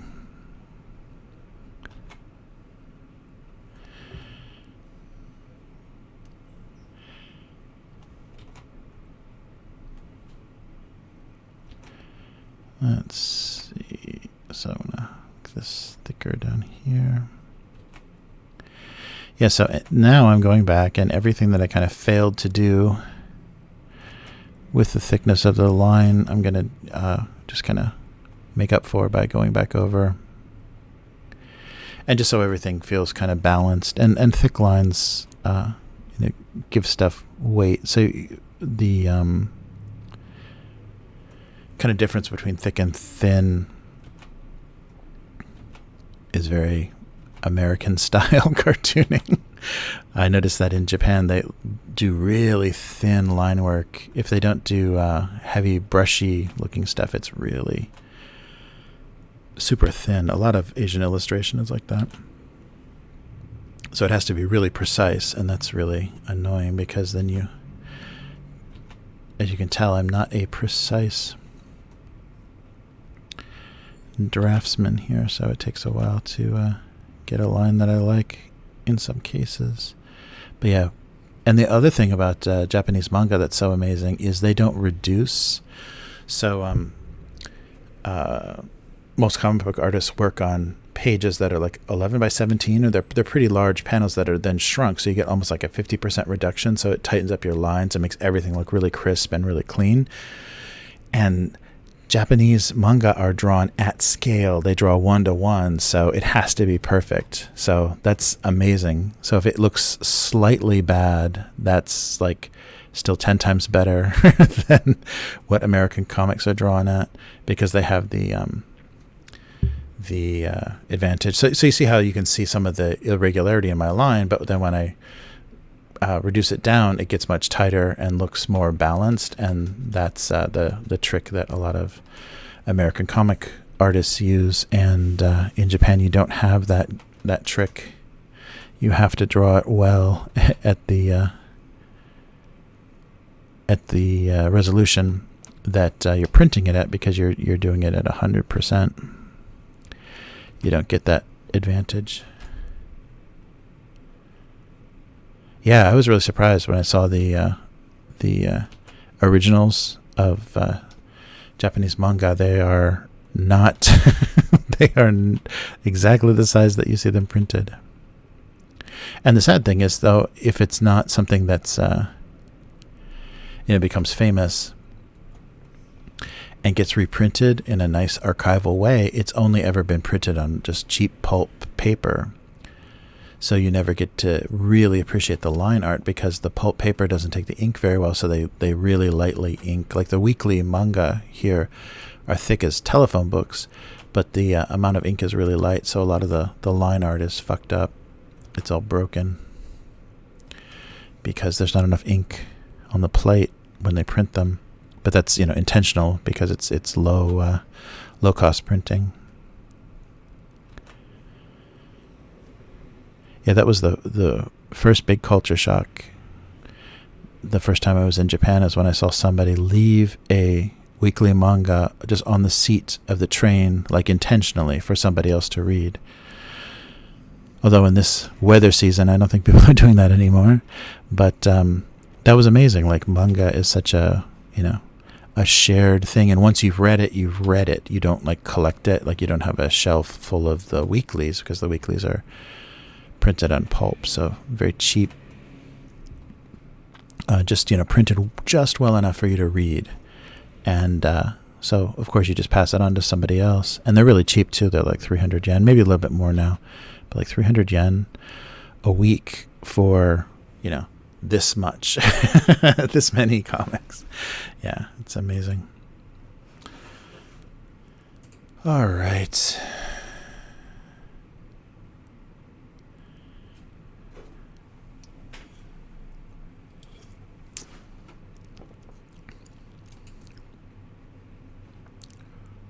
Oh. Wow.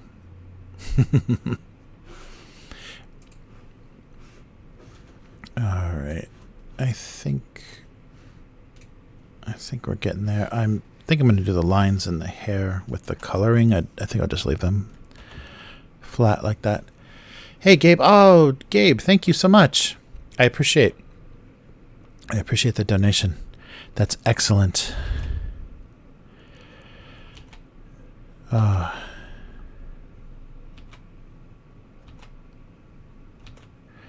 So, yeah, I'll thicken these up just a little. That's weird. Yeah, I don't have the control that I usually have. I need to play around with the settings on this. Yeah, but once I got that blue screen, I decided I just needed to get this thing restarted and back up as quickly as I could. But I should have played with the pressure settings. It's a little bit off.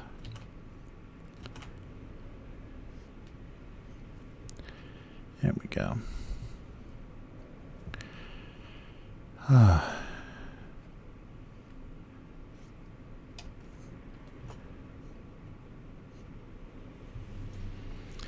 There we go. There's no variation there.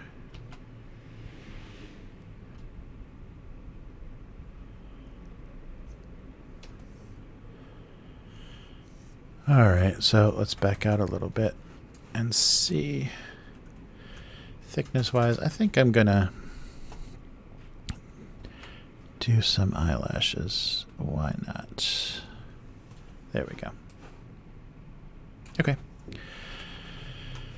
All right, so then on another layer, let's try to block in some color. So I'm going to play around with a couple of ideas here. That's too dark.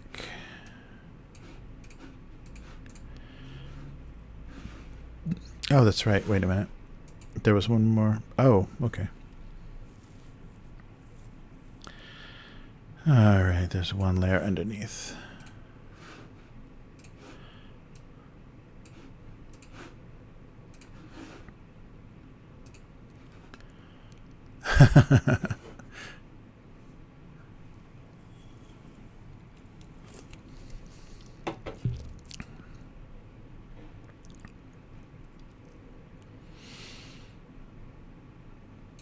Do I want? Let's see.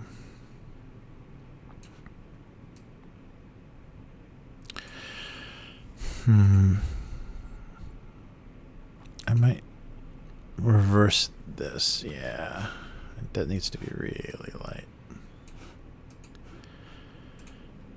And I think the hair is purple. Yeah, I think the hair is purple.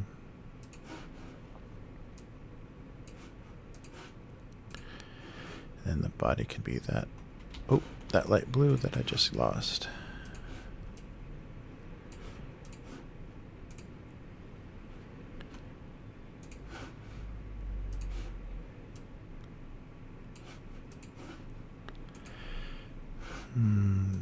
Darker.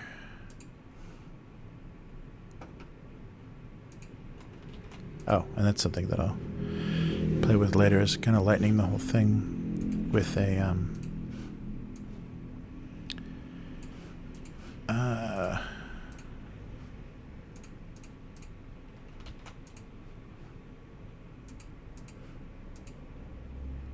with color in the line art. So I don't think the line art's going to stay black. All right. So just like I do with the other cartoon, I just kind of quick mask things by using a selection, and then you can go in and do this. There we go. All right, and then since we're still doing flats, let's go in, do the eyes. Maybe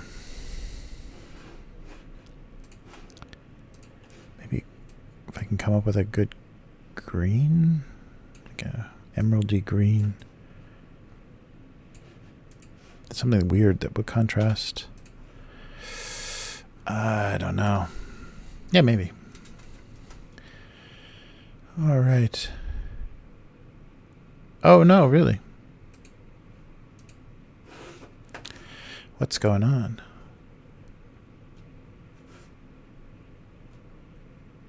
Oh, wow. Oh, there we go. Okay. Uh-huh.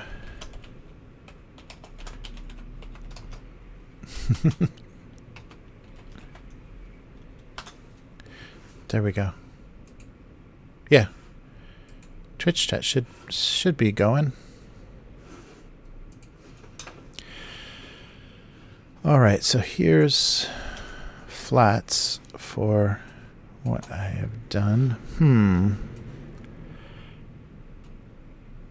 I'm just going to duplicate that and then kind of mess with these for a little while. So the first thing is to kind of lighten and darken. Wait a minute. There we go. That's not going to do it. Whoa. Whoa, whoa, whoa, whoa, whoa. Okay. Yeah, some of these colors are going to need worked over. So, yeah, those eyes are way too bright. And I think some more color here.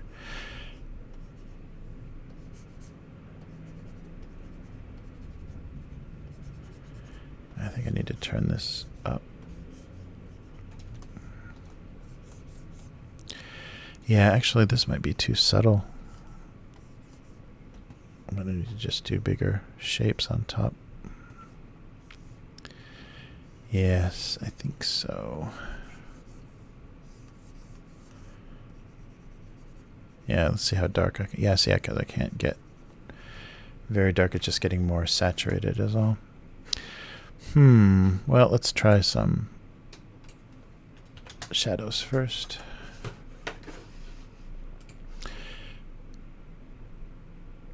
Oh, okay. No. Hey, Sedona, thanks for the follow.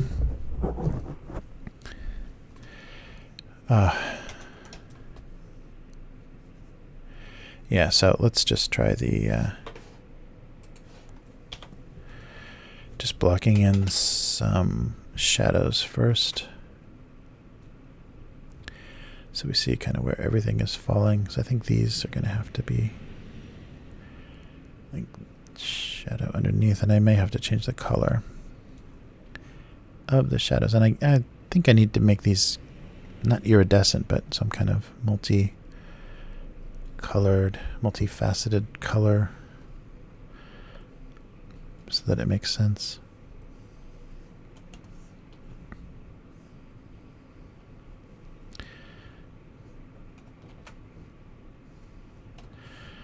All right.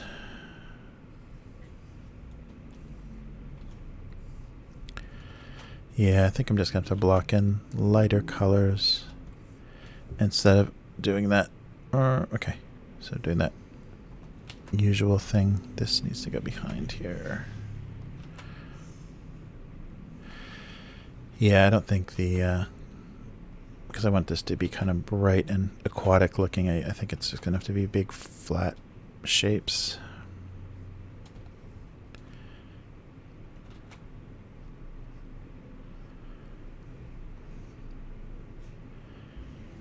There we go.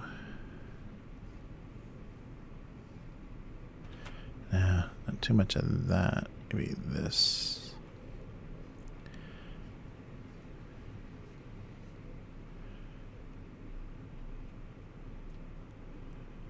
Oh, take it easy. Tech Death, thanks for watching. Get some sleep.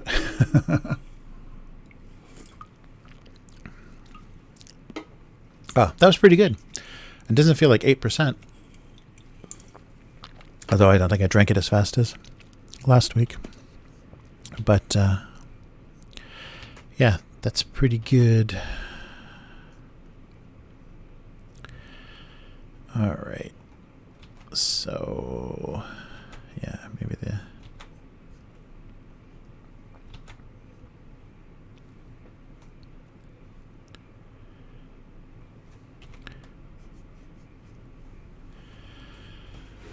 Okay, now a couple of things to try to fix the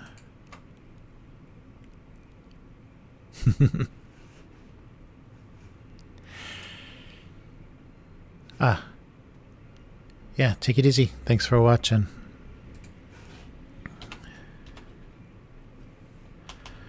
So I need to put a reflection there, and then I think I'm gonna have to go through on the flats. Yeah, I think it's just gonna have to be on the flats and do highlights. Oops. What's going on here? Come on. There we go. So do a highlight here.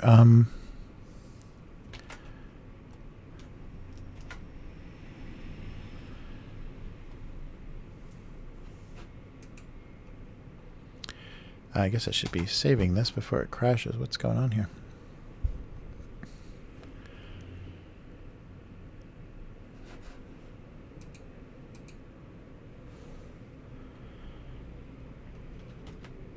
There we go.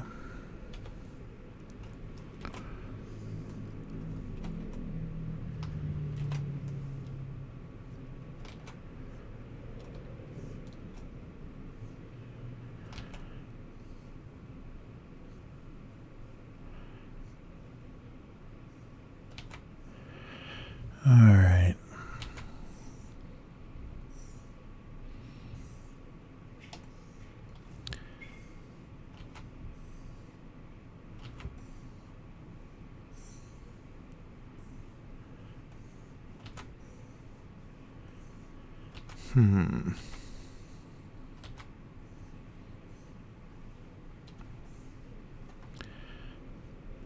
Oof.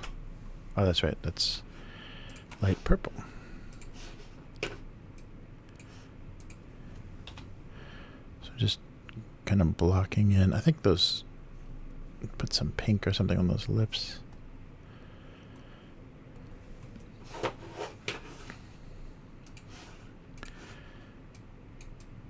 So yeah, in this range.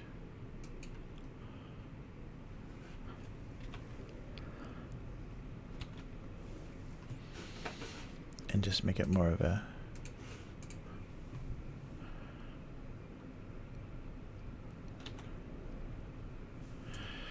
there, and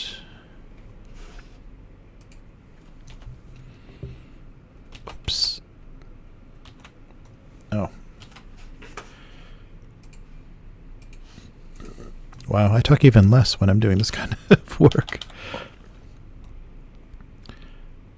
There we go.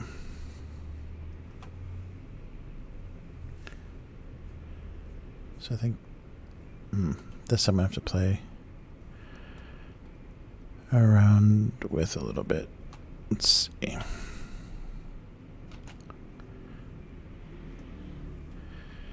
Yeah, because I need something dark in there too.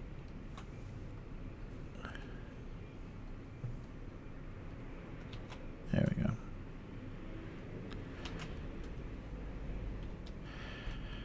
All right. Whoa.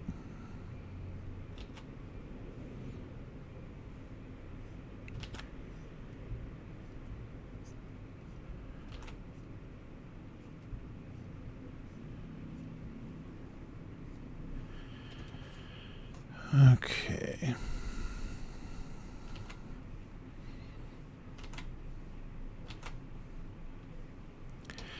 I haven't even thought about those scales yet. Let's see.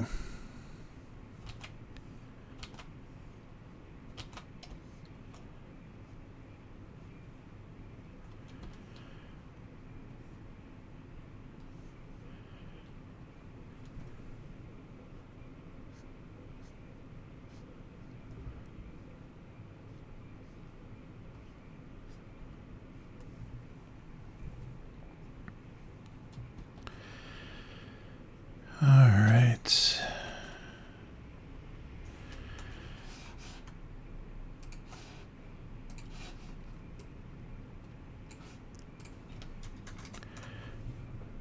Something.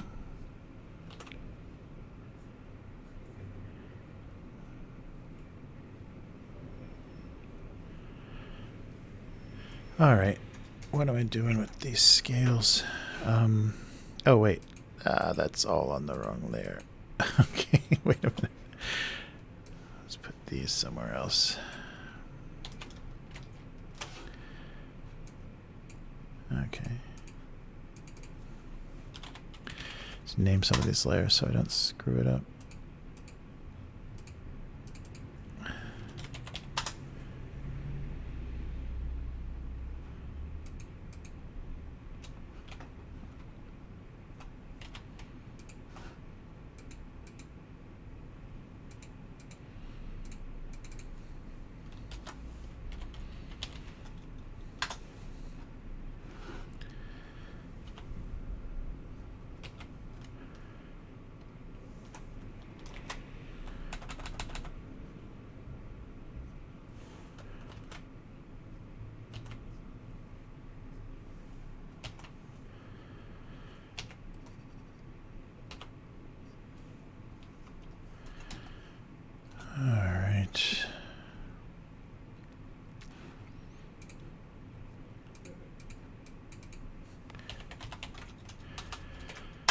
So I'm just naming the layers so I remember what everything is.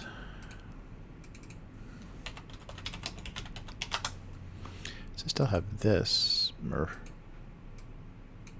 here. Yeah, I don't know how subtle I need to be here.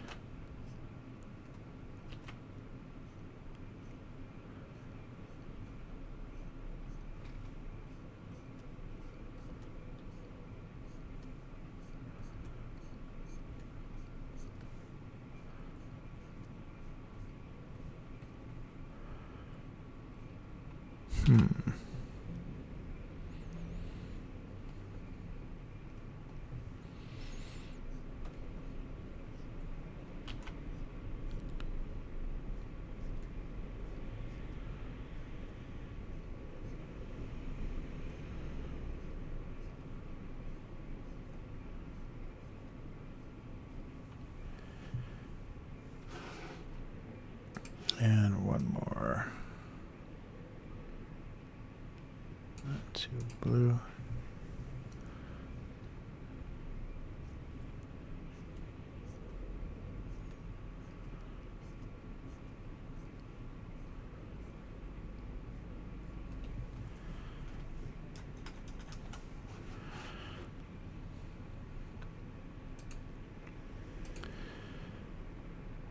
Let's see.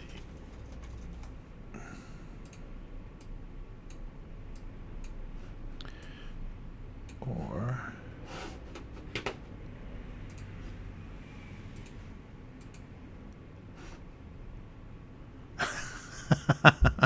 the snorks. Yeah, that's right. That's right.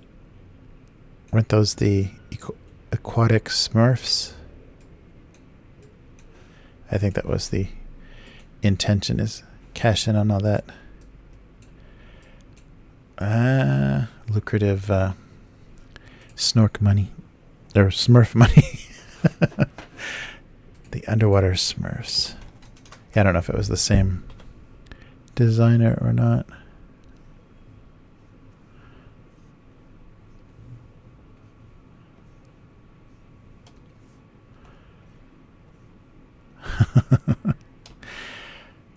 Definitely aquatic. All right.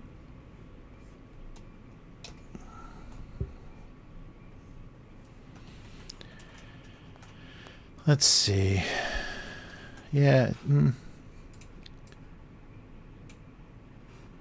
Something darker. Oh, maybe a little bit, yeah.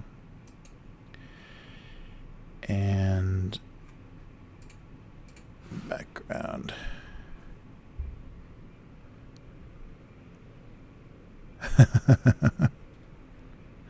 Right. Yeah, like little pipes. What was that? I don't know. Was there another color? No, I guess I'll leave it. Yeah, the snorks. Damn. Oh, sorry. There we go. Let me just see if I can find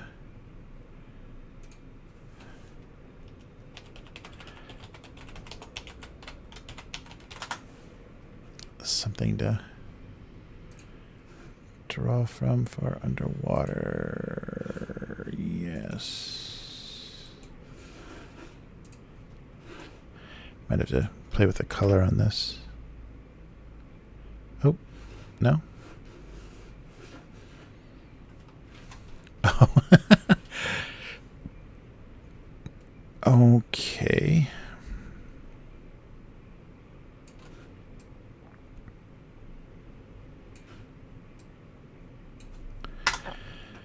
All right, let's see what happens here.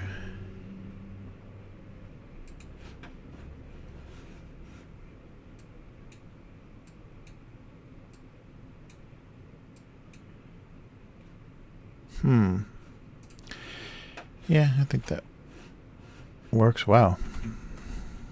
Let's drag that down a little bit and then try to adjust the levels.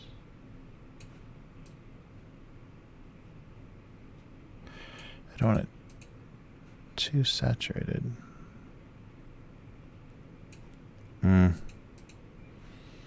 Yeah, something like that. Okay. And then, like I was talking about, let's see if we can find a good line color that kind of agrees with everything. Not that.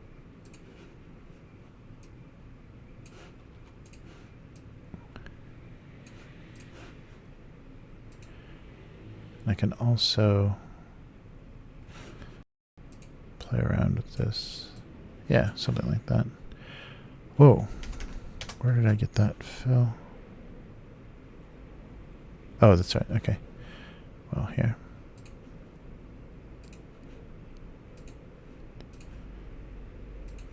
So it takes the intensity off of the line art.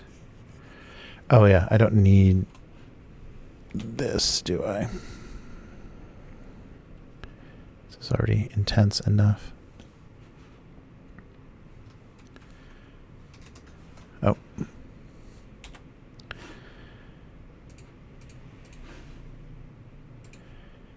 And don't miss any black, or that's going to look really strange. All right. Something like that. I think the cheek still needs... Oh, where's white? Oh, there.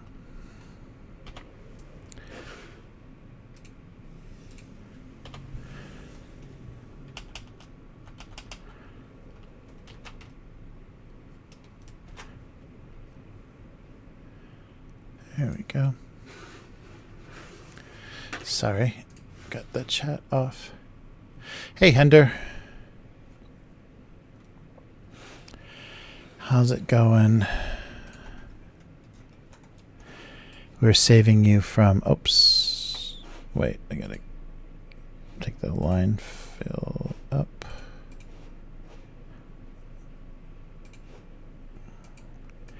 We're saving you from any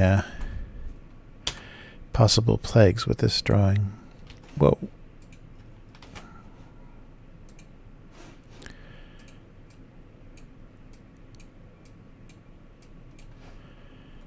All right. So, oh, there's still some black in there. That's right, because I had some broken lines.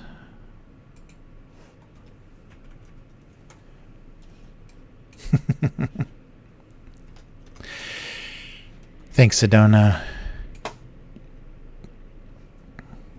Yeah, living in Japan too long, it's hard to avoid the cuteness. But this drawing originally was for my daughter, so it gets kind of cute when I'm drawing for her.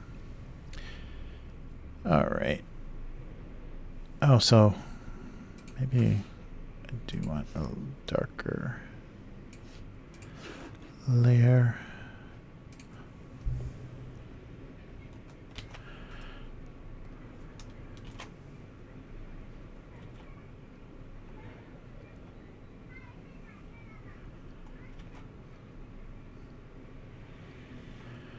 Yeah, I think this works.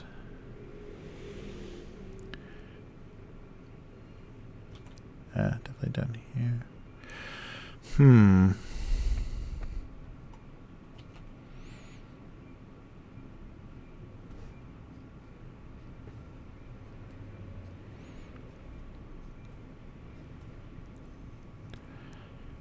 So I'm trying to give some color and depth to the shadows a little bit with this dark blue, and maybe also some color variation. What do I keep seeing here? Yeah, that still looks too dark. Wow, but that's the color. Okay, wait. I should...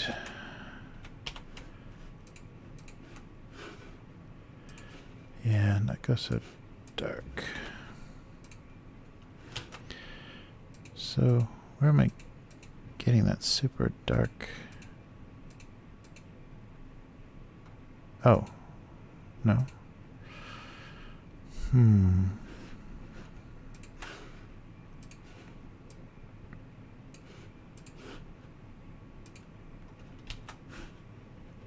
Oh.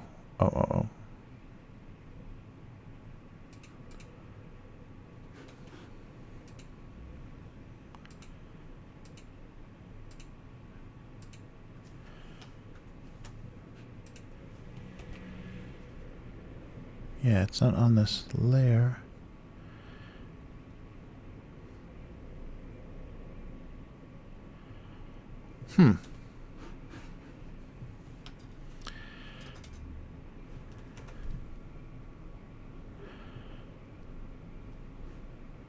So this is the copy. Let's take this up. Oh, that's, yeah.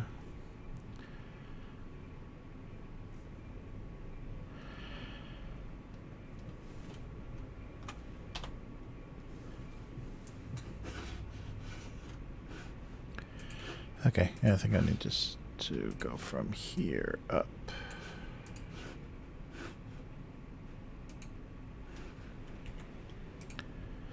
There we go.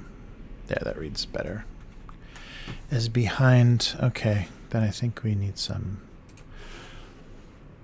bubbles. Oh, is there anything?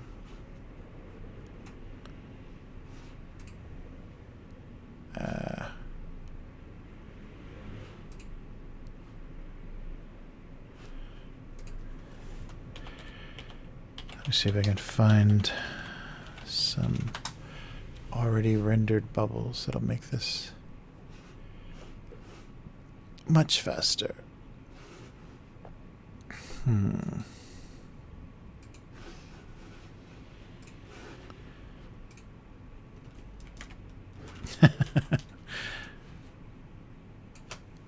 Bubbles.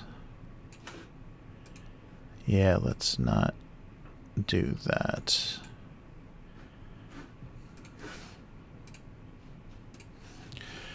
Let me see.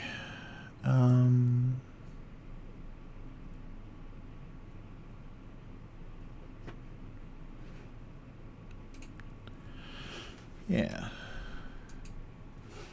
Oh, this is another super tiny image.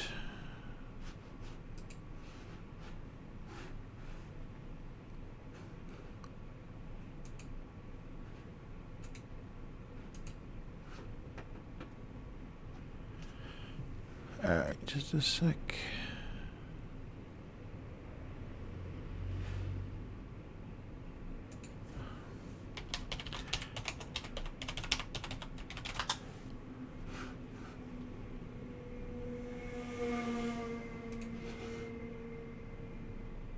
Ugh.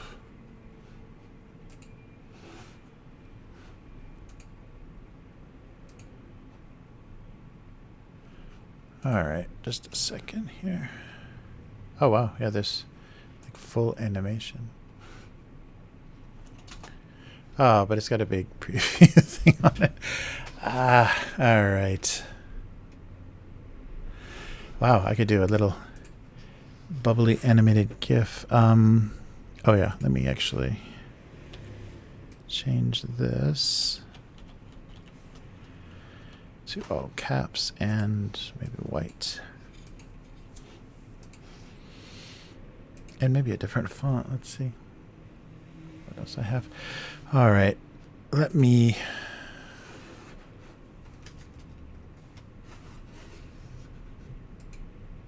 Yeah, let me take a look. All right.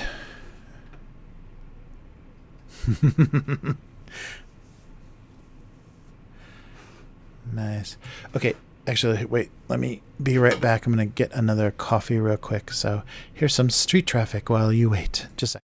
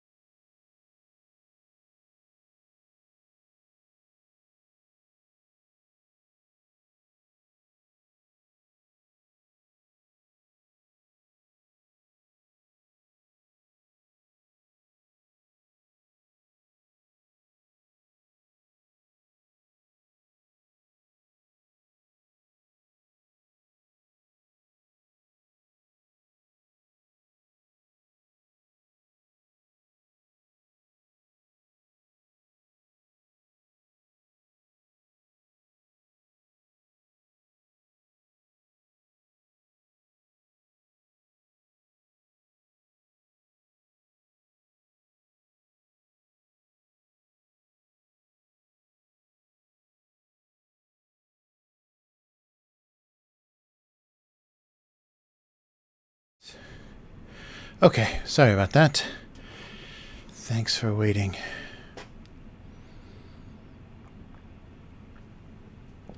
Oh yeah, for jaywalking, if you get caught, I'm not sure how much the tickets are, but yeah, they'll definitely fine you. But police are not that omnipresent here, so yeah, you would have to be very unlucky to get a cop to catch you jaywalking. But there are the kind of police boxes and police station areas that if you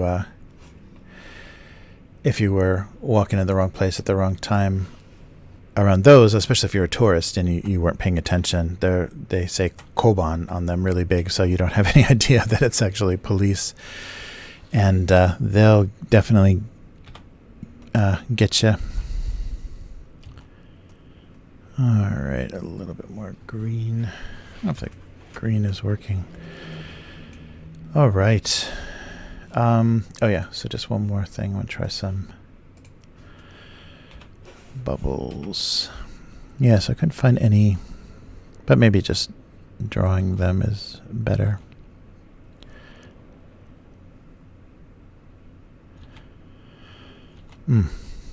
It's all the same thickness. Whoa.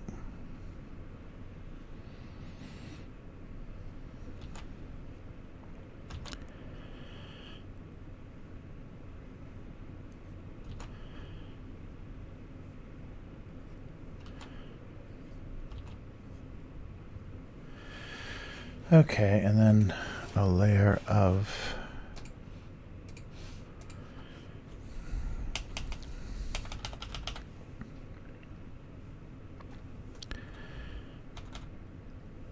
oops, it's a little too centered. Then I'll bring these down a little bit and see if that works. Oh.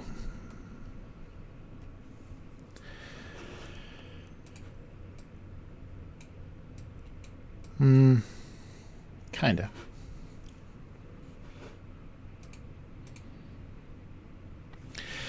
Yeah, I want something a little more delicate than that, though.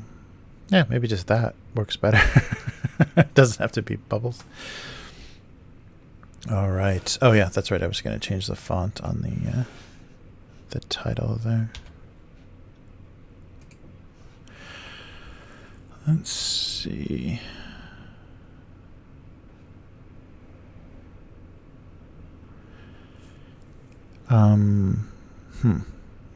There's a cute cartoony font that might work. Is there a... Oh, but it's all lowercase. Yeah. Let's see what it looks like bigger. A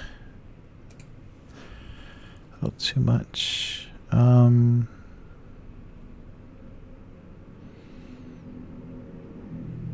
not going to agonize over the font here, but let me just come up.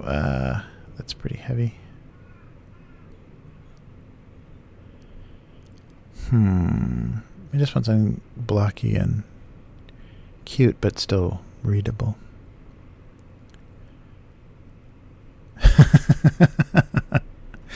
There's no Nemo. He's remained unfound.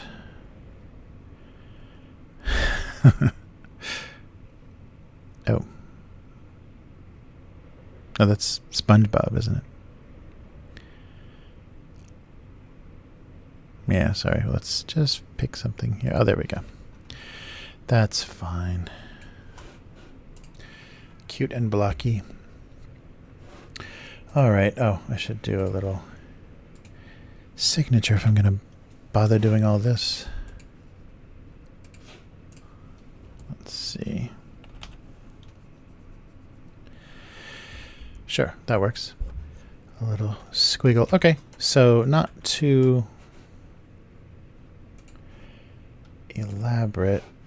Actually, let me do one more thing with the hair. See if this works.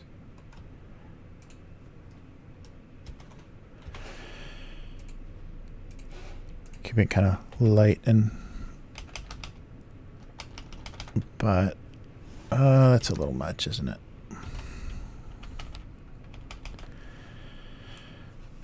It's a little bit lighter, maybe.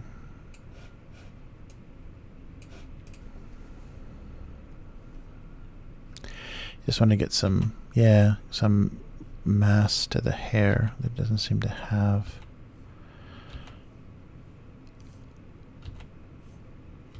Oh.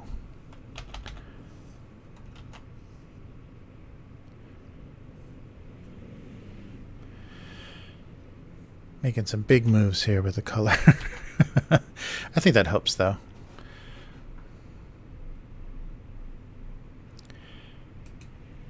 Yeah, still, yeah, it's very etheric looking. Yeah, I'm just going to keep getting darker and darker, right, the longer that I mess with this.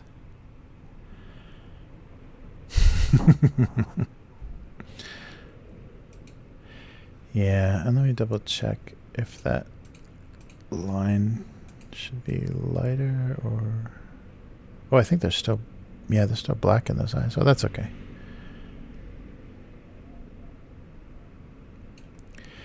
An ethereal blue. All right. So we're not going darker with the hair. It's a little airbrushy. All right. Well, there we go. Now you are all saved from any plagues that may be upon us, according to Japanese legend. Oh, actually, why don't I keep the eyes? That might be good. Let me see how this looks. Or maybe just do this. So it's... Whoops. Whoops. I forgot I was...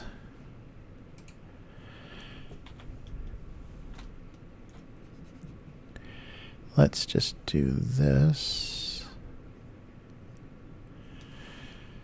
Let's see. That's pretty dark, isn't it?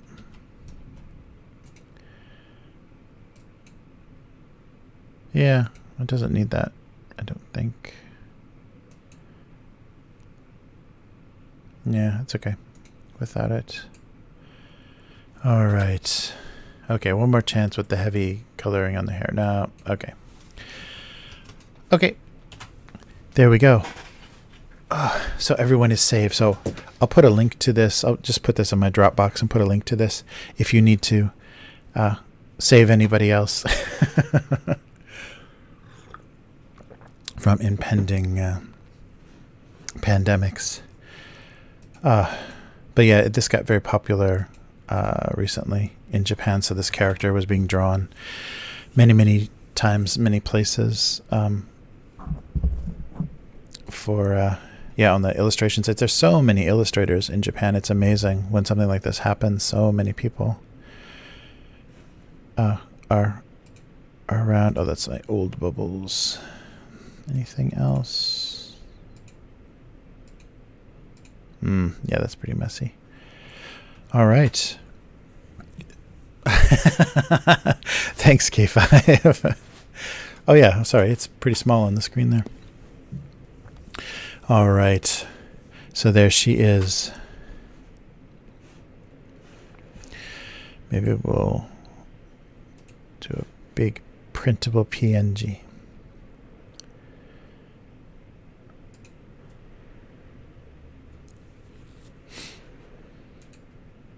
Oh. But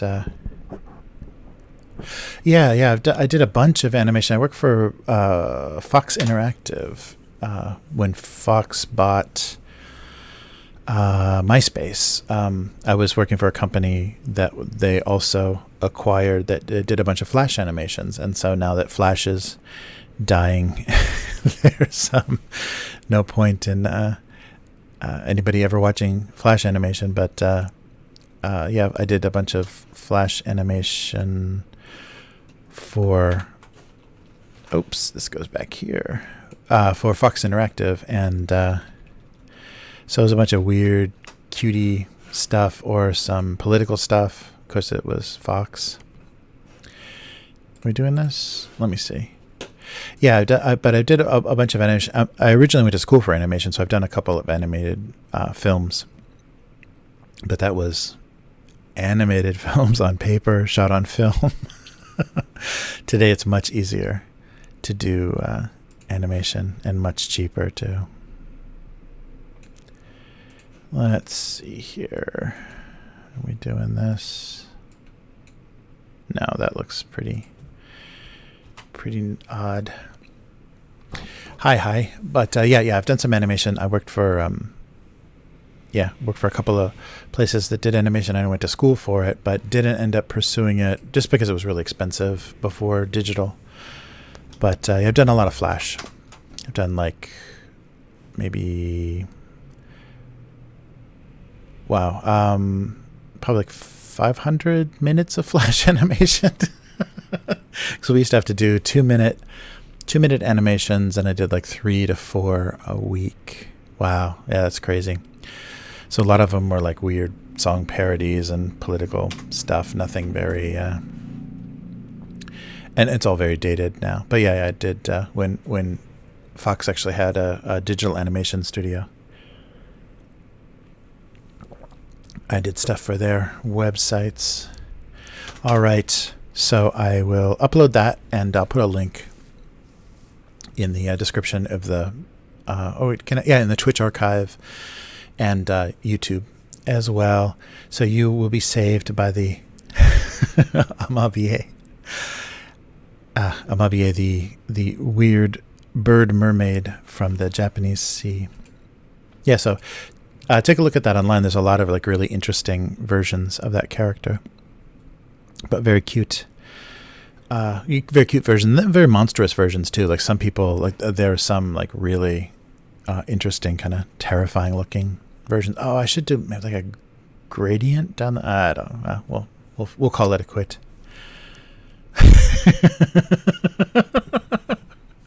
2:28 is the perfect time to start your Fallout session. The more tired you are, the more accurate the immersion is, the more exhausted you would be in the post-apocalypse. Oh, man. Well, I think that's going to be it for me. But, oh, yeah, Newgrounds. Yeah. You know it. Hi, yeah, Newgrounds. Yeah, there was a great... Well, actually, I think it's Newgrounds. Dan Paladin, the guy that does... Is it Humongous? It's not Humongous. I'm totally blanking, but there's the animation studio that did Alien Hominid and all that good stuff. Yeah, he was a Newgrounds guy. But yeah, I ran into him a few times at video game shows and comic shows. He's a really awesome guy, and I think I actually got him laid one night because I super fanboyed out one time when he came up to me with he was walking around one of the comic shows with a girl. And I recognized him, and he had his Alien Hominid t-shirt on. And I fanboyed out, and so I think she got the feeling that, wow, he maybe was more famous than she thought. So I think I completed the process for him. But yeah, really nice guy, really creative. I love his work. Hey, Joe. How's it going? Sorry, I was just winding down if you were just getting on. But K5 is going to be playing Fallout for the next few hours. You still got what, like 6 hours of before it's sunlight. It's early morning again. Oh man, that sounds really fun though. It's been a while since I've played something until the sun was coming up. It was usually MMOs. That was the stuff that gets you stuck. All right. But good night, K5. Thanks as always for an excellent stream and great questions. It's so fun to talk with you guys. And I hope this was a little bit more interesting. I did a little bit different variety of I keeping this small. Different variety of work. Oh, cool. 2:30. It's only 2:30, says Joe. That's right, though. We're all home sheltering, so time is meaningless. But yeah, I'll be back next week. Thank you so much. And Gabe, thank you for the donation. I appreciate that. I think you headed off. But Much appreciated. And I will see you guys again next week, and I'll try to think of something else interesting to do for the rest of the stream. But yeah, as always, very fun. Yes. Oh, very good. 5:30. Excellent. I totally believe that. And hey, Safaro, I haven't said hey to you, I don't think, on this stream, but very good. Yeah. Nice to see you, Joe, and I will be back again, and this big old stream will be in the archive. And yeah, so the website for this cartoon is Abuse Cartoons, and like I show in the comments, gocomics.com/domestic abuse is the title of the cartoon, and then Twitter, Abuse Cartoons, and then both on Twitch and YouTube, it's Abuse Cartoons. So everyone have a good night and play until the sun comes up, because that's the only thing to do in these unknowable, these bizarre times that we're in right now. But yeah, everyone take care and be safe, and nobody get sick. And yeah, I will be back again. Yes, and so links for everything, and I'll put a link in the description for this life-saving little character that I finally colored. So I will see you guys again. So everybody, be safe and have a good one. I will see you next week. Very good night and goodbye.